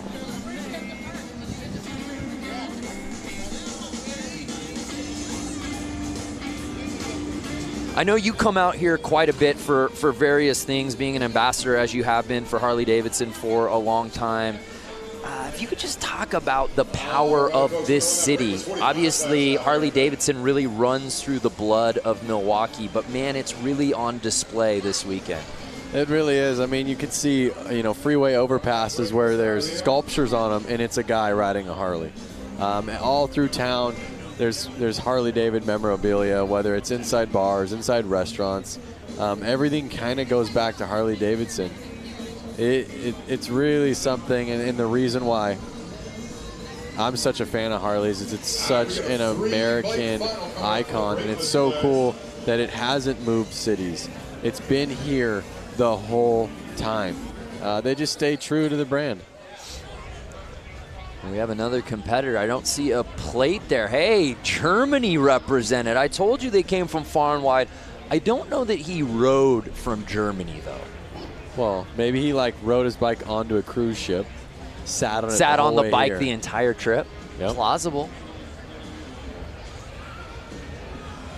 We're going to need Mythbusters on this one. That's what's been really neat, too. And on top of obviously seeing all the different bikes and where they're coming from, but seeing the Harley clubs, those riders, and seeing the different patches and the different vests, that's been really neat. Yep. There's everybody's favorite flag girl. Oh, wow. Kuwait. Look at that shirt. Come on. That is amazing. It's a very cool shirt.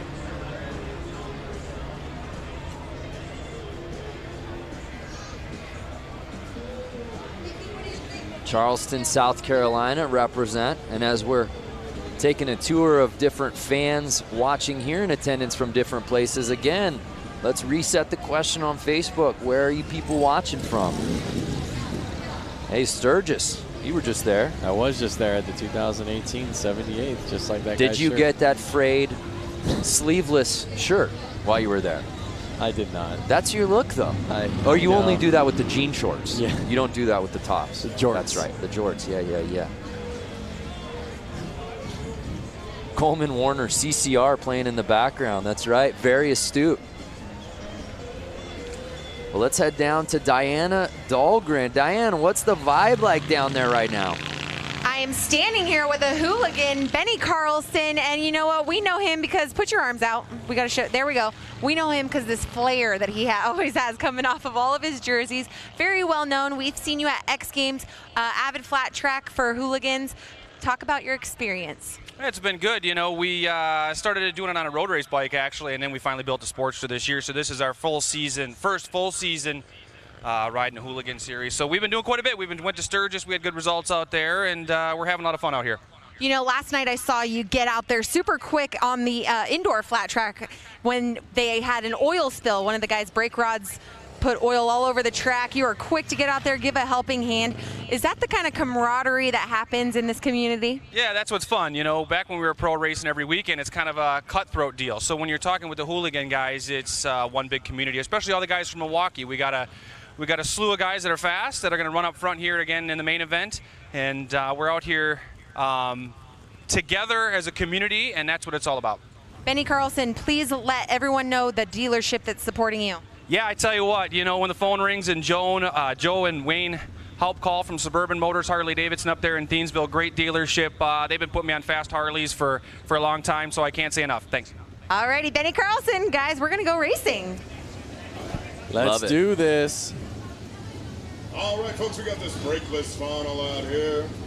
Brakeless. So, yep. Brakeless 45s. Have you ever ridden a bike that was brakeless? I've never gone brakeless. Not with a motor on it. I've done a brakeless BMX bike. How about yourself, Lance Corey? I can't say I have. You know what? I've taken a bike off of a lift and not compressed the brakes after, and the brakes don't work for about 2 or 3 squeezes, and it's scary. Kind of a rookie move on my part.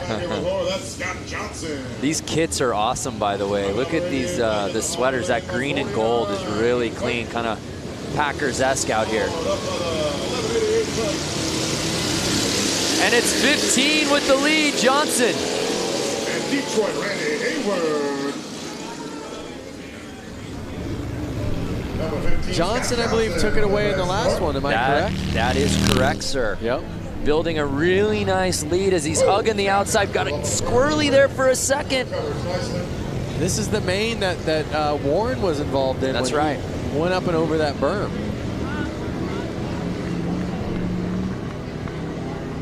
There you go. And right now, Johnson just building that lead as he hugs that outside wall. I was just going to say, notice how Johnson's almost kind of riding the berm.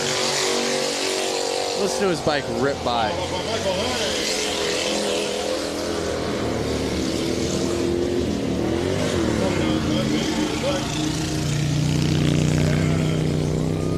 Detroit, Randy Hayward. Uh-oh, we got a bike stalled out in the corner. Well, I don't know if it was stalled out, but it was stuck. There he is. Yeah, 1188. What's going on with his bike? In the new boots. New boot scoop. Notice some of these guys like himself, they're not wearing glasses, goggles. I mean, you get one roost. Yeah, these are brave men. I mean, we're talking about sand here. Look at that, riding the berm. Yeah, Johnson just leaving no doubt about it. Whoa. Oh no! Just as I say that, he makes things interesting, but he's built such a lead, Lance. Don't speak too soon. Awesome shot on the straightaway there.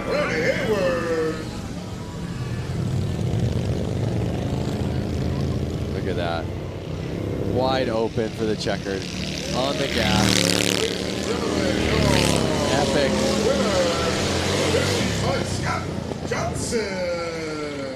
So Scott Johnson takes the checkered here in the brakeless 45 class. Yep. And he went out front. He owned that race. Yeah, there was no doubt. Got the whole shot. Rode outside early, and then there was no looking back. Let's take another look right out the gate. Just so much control right from the start. He had it in his eyes. He had it in his brain. I'm going to be the first one in corner one. I'm going to rail these corners, and I'm going to take home this checkered flag. Scott is a local, so, you know, did he sleep in his own bed tonight? Was he the most comfortable? Was he secretly training on these beaches? Big round of applause for Randy, everybody. Detroit. Yes. Nearly a 90-year-old bike. Yeah, just incredible. 1929. So awesome. So Scott Johnson, he did make it interesting a little late, but again, just had such a sizable lead. No one could catch him.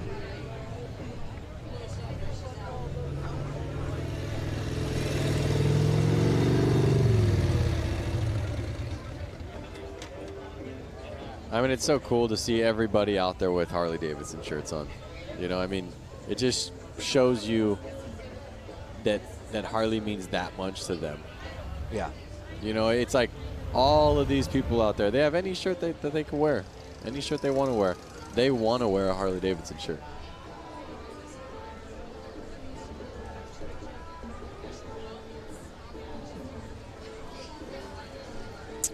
While we get this course maintenance underway, let's look back at this week. Diana Dahlgren went out to the Harley-Davidson Museum for a tour unlike any other.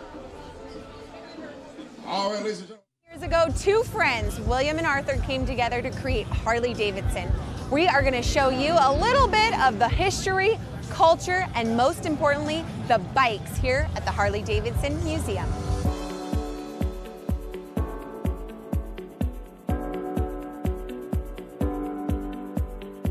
Behind us is the bike that started it all. Yep. Which is gorgeous. The oldest Harley-Davidson in existence.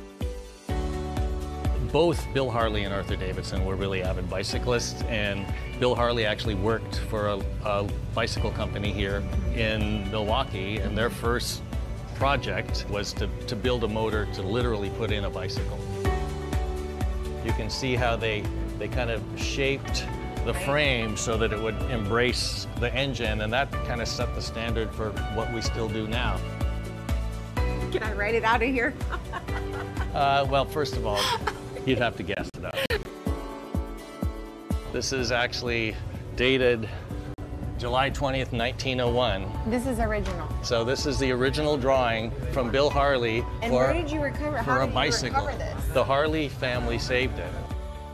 They had the foresight to save stuff from almost the very beginning. Over there is the book from 1907 when they incorporated, and they actually began a program of saving at least one bike new right off the line in 1915. Wow. And we do that to the present. When we were back there, you know, you look and this looks like a whole motorcycle. Right. And as you walk in, Wow, I didn't even notice that till now. That's amazing. See, it This works. thing's completely taken apart. so, you know, the idea here in this whole room is to give people, you know, a sense that the engine from the first bike we built today is the, you know, real heart of the motorcycle, both, you know, obviously from making it go, but from a design point of view, we always show that beautiful engine like it's a jewel in a setting. We want to give people a sense of, you know, how these things work, and we make it interesting.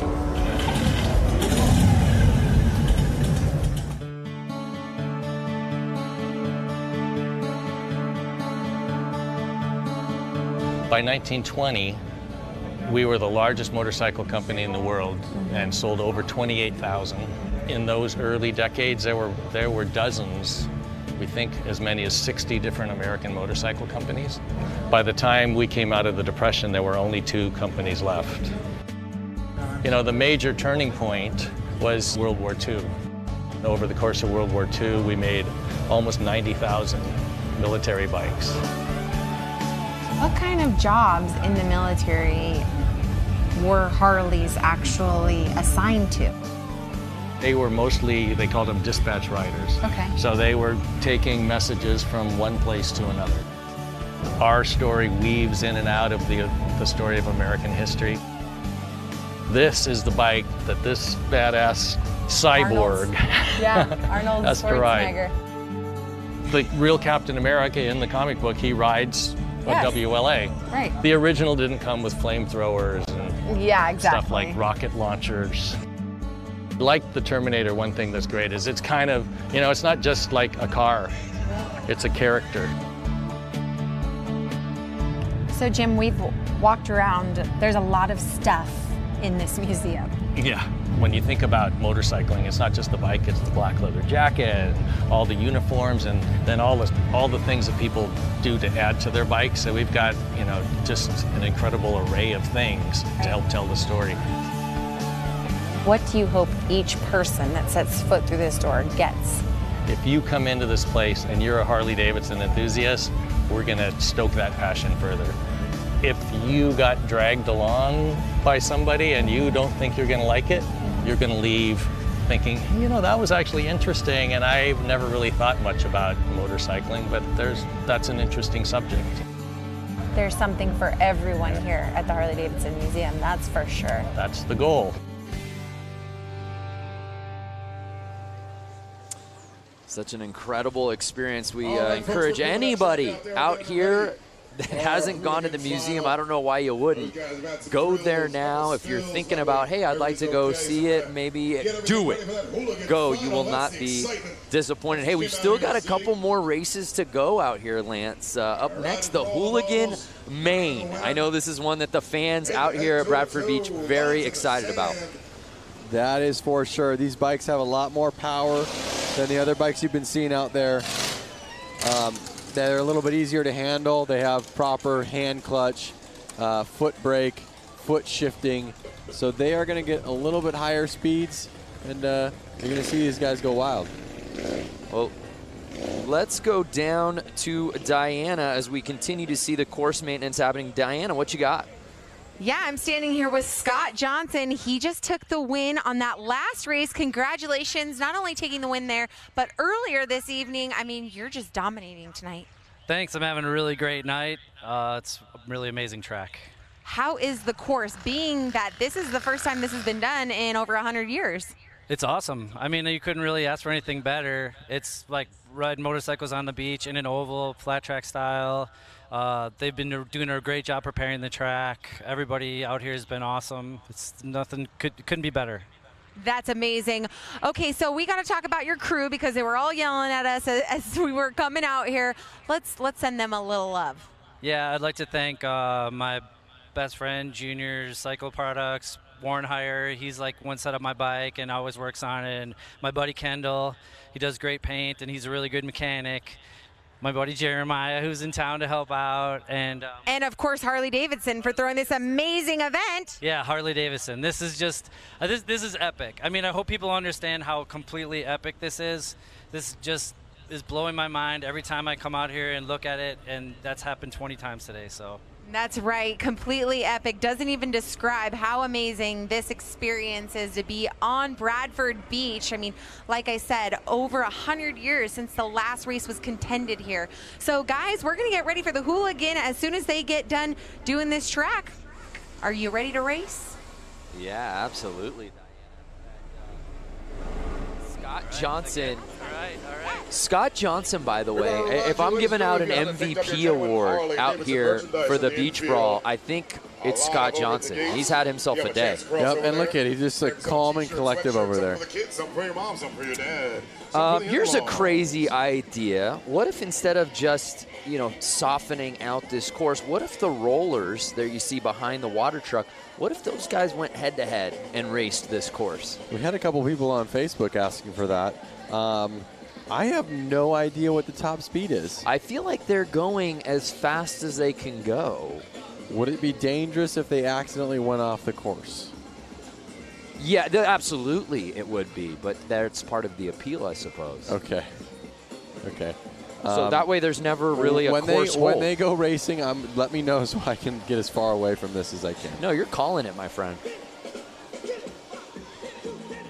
So if you're just joining us, hopefully you stay with us because you're in for a treat. We've still got some huge races coming up. The Hooligan Main, the TROG exhibition right around the corner as we get this course ready. It's the Harley-Davidson 115th anniversary celebration. We had flat track racing indoors last night at Flat Out Friday. We had a hill climb out earlier this morning at Little Switzerland Ski Resort. And we end our night out at the beach. All right, folks, we're wrapping up the track maintenance. We're sending these boys around for the Bradford Beach Brawl. And I believe that if the viewers watching right now didn't have an opportunity to tune in live to last night's flat track racing as well as this morning's hill climb, they can actually go through Harley's Facebook, find those videos, be able to kind of watch the times that they want to watch. Ooh, that is correct, sir. Yeah, so right now we're live. If you're watching the beach, we are very much live, but you can go back and relive the great moments from the weekend. Say you're a big hill climb fan, but you missed it. You had Saturday plans. All good. Go find the video of all the races. We got a cornucopia of highlights for you to go watch. Go find the video of JJ launching his Sportster up Little Switzerland Mountain. Was that ever a run? Let's head back down to Diana. Hey guys, I'm back down here on the gorgeous beach, and I'm standing here with this very tall gentleman, Brock St. Clair. Did I get it right? St. Clair? Yeah. Yes. Okay, the only reason why I know his last name is because I thought it was the city where he was from. Anyways, long story short, we'll move on. Okay, Brock. Yes. We are here at the 115th anniversary. As you know, huge parties happening all week long. We've been together hanging out in the festivals and concerts and all these events. How has your experience been as the Freedom intern? Undescribable. I mean, it's been such a life-changing experience, and it's so much that it's really one of those things where right now there's so much happening. It's incredible, but I know that in the future, especially, I'll look back and be like, oh my God, I actually did all those insane things. But yeah, no, definitely amazing, and it's incredible to be a part of this anniversary and all the excitement involved. Let's tell everyone what the Freedom Intern Program is. Explain to everyone who's watching. Sure. So myself and 7 others were given motorcycles, given training, and we've essentially traveled the country and gone to motorcycle events, gotten invested in motorcycle culture, and captured our experiences, documented on social media, and had a really great time doing it. He forgot to mention that him and 7,400 other people in the world, 7,500 other people applied for his position. Only you and 6 other people got it from all over the world. Tell us where you started for the ride home. I started in the Northeast. I was in Boston, and I met up with the crew in York, Pennsylvania, which is where the plant is. So we got to tour, and then we rode back with the crew. They were all great. It was super fun. And go through the rest of the Freedom interns. Where did they start? Or where were they riding this summer, I should say? Okay, so Tessa and I rode out to the West Coast initially. Alex was down in the Southeast. He started in Florida and then was all about, I think he went all the way out to the West Coast too. Has done like 11,000 miles. He did the Iron Butt Challenge, actually, which is 1,000 miles in a day, which is insane. Emma's out in California. Han has been up in the Northeast through Maine. He's from Ohio, and he's been really just all over. I mean, like, we've seen so much of the country in such a cool way. I mean, there's no better way to do it than on a motorcycle, so really awesome. Well, these 7 Freedom interns, they went through extensive interviews, and they were the lucky winners. Congratulations. Thank you for representing our brand, Harley-Davidson, in such a wonderful way, showing young people as well. He's only 21 years old, showing the young generation that they can take out a huge hog, a street glide, and roll it around the country, 14,000 miles worth, give or take. So thank you so much, Brock. Thank you to the rest of the Freedom interns. We hope to see more Freedom interns next year and the years to come. Hopefully at the 120th anniversary, we'll see some more, and we'll see Brock come with, hey, maybe a wife or kids. Yeah, we'll see. All right, guys, we're going to take it back up to you. Hashtag Find Your Freedom. That is such an amazing program. You know, I applied. Didn't even hear back from admissions. Yeah, because you weren't going to college, train a real intern. Oh, is that what it is? I think they said they were out of college. Or oh, that makes me feel better then. Why I didn't get in. I would love the job. Absolutely. Hashtag find your freedom. Learn more about it online. Whether you ride bikes or are wanting to get into it, there's no better program, especially for young people. That's just absolutely amazing. Imagine getting into the culture, getting to document everything for social media. Are you kidding me? Be rad. Sign me A up. battle of van, machine versus sand. So the course looks good to me, Lance Corey. I feel like the show must go on. The show must go on. We have the flagger girl out there getting ready over at the starting line. You having fun? I see you out there. All right now. Look at those colors. Yeah, everything is just absolutely outstanding out here today. Weather's still so good. We've still got some sunlight to work with here. And as long as we got sun, we're racing. Yep. If your friends are calling you up, wondering what you're doing right now, they want you to come help them move a couch. They want you to come help them do some yard work, spread some mulch out. You tell them, I can't do it, bro. All right, so it's I'm at the Bradford Beach time for that Brawl. hooligan That's right. main. Curious for those fans watching at home, do you have a favorite hooligan? Do you belong to a hooligan club yourself? Be sure to tag Harley-Davidson, tag all that stuff, tag the Race of Gentlemen, hashtag Bradford Beach Brawl. Do it up, let everybody know where you're at. Make all your friends Lance, jealous. I know you being an LA-based guy, you're very close to so many of these Southern California hooligans that we've seen out here this weekend. I'm not sure if any of them really made it into the out into this one, yeah. Into the main. A lot of guys are coming out of the woodworks. A lot of good riders who you know, are 9-to-5ers. They're out there. Yeah, they are out there. They're actually coming on the track right now. The hooligan main event is going to happen. We are seconds away. They're passing me. I'm inches away from these guys. So talented, and a lot of these guys have competed in multiple events this weekend, guys. Talk about a few of these riders and all their talent, the talent field they carry. Diana, you've gotten a chance to hang with a lot of these guys you've interviewed, half if not most of them throughout the 2 days of action out here. They all just have such fantastic stories on how they got here. It's easy for fans to get behind and root for guys like this hooligan class, right? Yeah, that's right. And you know what? There are a handful of hooligans that didn't qualify into this event. I bet they're so bummed about it. But you know what?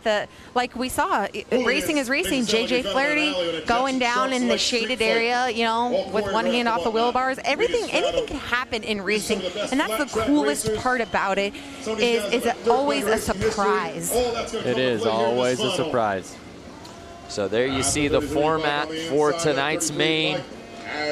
Big names here in this hooligan main. Of course, Danny Holbus, Benny Carlson, Joshua Young, and Hansen, and we're off! And again, remember, these bikes are faster and they're easier to handle than those old bikes. We're gonna see some fast racing here. And we're seeing more of the same from Hansen. We saw it earlier in his previous heat, taking the lead, going tight on the turns, and he looks like the one to beat, Lance. It looks like he's out there in front. He's not letting off. Looking back. But he's looking back. He's hearing footsteps. It's Holbus, 142, trying to make the pass. Riding that outside line. Is the outside going to be faster? We'll see on the straightaway. Does he pass him? He slingshotted that outside corner. Oh, shaking, baking his way past 33. Is he going to keep staying on the outside? Is that going to be faster? We'll see, and the strategy works, Lance. They are on the gas. Now can Hansen return the favor on the inside? Look at him. Oh, he's gone. Wow, look at how rutted it's getting. Even after all that course maintenance, Lance. These bikes are powerful and they are roosting. Amazing. 2 laps to go. But Danny Holbus has been primarily riding on the outside, and he's holding the lead. Notice Holbus on that corner, on corner 4. He's actually riding the berm. Look at how high up he's going. Look at that. He's getting up on the berm. Watch him come out of this next corner. That's not easy to handle that bike through that. Watch him come up on this berm right here. He went up. Yeah, he's riding up on the wall. And that's it. Danny Holbus winning the Hooligan Main out here at the Bradford Beach Brawl. After Hooligan winner, ladies and gentlemen. Hopefully we can get a replay of that pass. Yeah, that was awesome. That was the pass of the night for sure. Holbus takes the win, followed by Hansen and Mishler rounding out your top 3.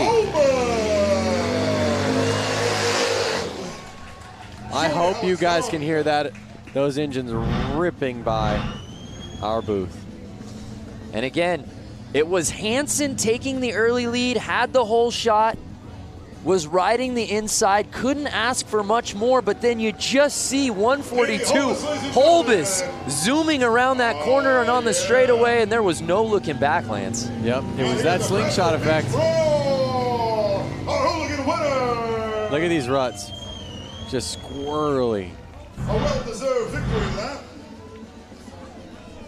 Running around with a checkered flag, showing that pride that he just won. And these guys didn't just win this race. He had to go through qualifiers, heats to make it here. Oh, 100%. It wasn't just, oh, one race and you won. No, it was proof in the pudding that it took all day to get this checkered flag. All day, that's an understatement. We saw him out at the hill climb earlier today. He's had a full weekend, right? Just like we've had, just like you viewers have had. And it's been awesome. So Danny Holbus taking the checkered flag here in the Hooligan Main, doing it in dramatic fashion. That's it right there, folks. That was his victory lap, winning that Hooligan class. That's exciting, ladies and gentlemen. Danny. Dan Mulder, 142, was riding the wall of death. Danny Holbus, that's right. So awesome. So a great win for Danny, a great race all the way around.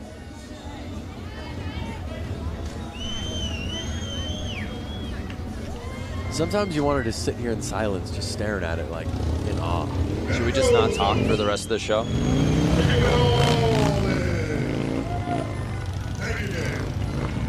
Hopefully Diana can get down there and get a quick interview with him. Reppin' Milwaukee Harley-Davidson. Danny Holbus. And let's send it down to Diana, who's with our winner. Oh, he said he had a funny story with me. But anyways, this is Danny. Big round of applause for our Hooligan winner. This has got to be such a special feeling for you here this weekend. Huge party happening, and you took the win for the Hooligan class. Yeah, I'm super pumped. I have so many friends and family here. It's been a super awesome day. I just can't thank everybody enough that's had my back. You know, all my friends, everybody at Milwaukee Harley, Fuel Cafe, WFO Racing Online, Blue Moon Customs, Von Zipper. I just can't thank everybody enough. I'm so happy. Like, I woke up this morning and we went to the hill climb and it was pouring rain and I didn't even think that was gonna happen. And it turned out perfect. Perfection. He rode the outside line for the win. Give another round of applause for your Hooligan winner, Danny Holbus. What an awesome race. What a win it was. I want to hear the story that he was teasing to Diana before he got the mic. We'll get that later, I suppose. But Danny Holbus, heck of a day. Saw him out at Hill Climb, performed super well out there. Made his way over here to the beach. Uh-oh, is this another hooligan class? These are all a bunch of hooligans that I see. What gave it away? They're shirts that say hooligan? But wait a second. No, I see. This looks like TROG up here at the starting line. So right now we're racing that TROG 45. These are the TROG 45s here. TROG 45 class, these are all. Our final race of the evening. Do you know what TROG stands for? Tell me. The Race of Gentlemen. The Race of Gentlemen, which makes sense as today's race is presented by the Race of Gentlemen. There you go. TROG. 2 and 2 together. You think that was a coincidence? But did you not really know? No, I just wanted to hear you explain. We talked about it in meetings all day long. The race of gentlemen, TROG. Keep an eye on these guys. So this is it, the final race of the weekend here at the Harley-Davidson 115th anniversary celebration.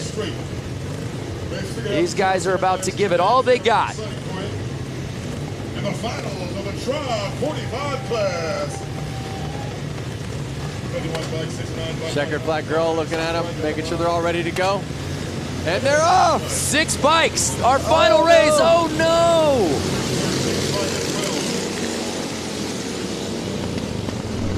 And it's 69 taking the lead early. He's to the outside, leaving the door open.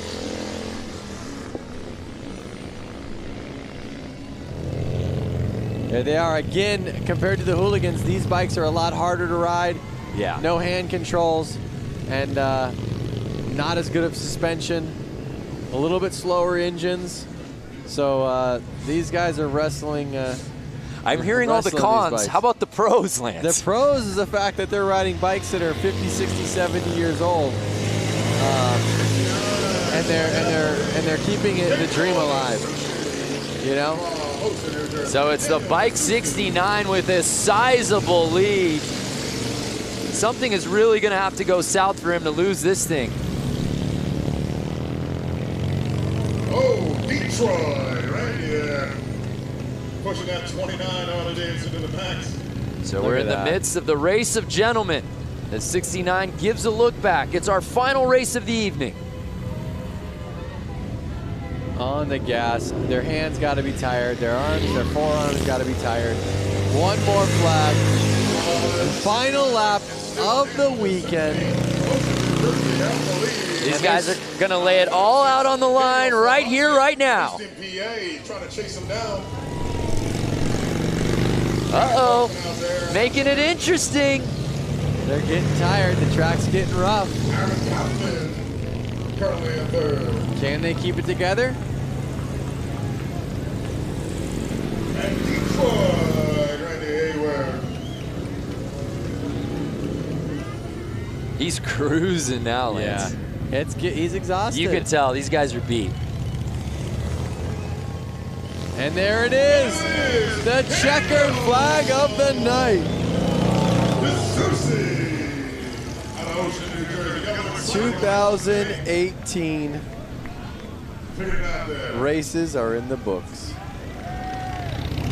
69 putting it down on the final race of the night, and the race of gentlemen officially in the books here at the Bradford Beach Brawl.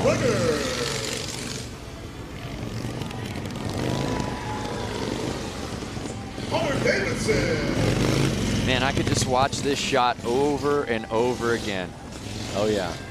And Detroit, Randy.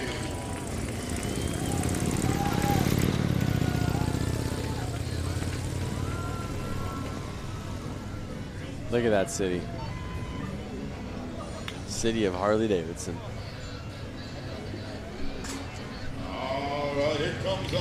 What a day of racing. What a weekend of racing. Congratulations to all our competitors here at the Bradford Beach Brawl. We kicked things off last night under the lights in the arena with Flat Out Friday. All the guys and gals putting on a show under the roof. So much fun, so many different classes full of mayhem. Everyone getting involved in the action. And the fun just continued as we moved on to today. This morning, the Harley-Davidson hill climb at Little Switzerland. Lance, some bikes had more trouble than others. That is right. But everyone seemed to have the time of their life, particularly on that mogul. Definitely, the mogul is what separated them today. Yeah, absolutely. The riders and the fans alike pushing all of the extremes, the pouring rain, and then we wrapped up our weekend of racing with all of our classes out here for the Bradford Beach Brawl presented by the Race of Gentlemen. It seemed like every class had a little bit of everything. It's been awesome.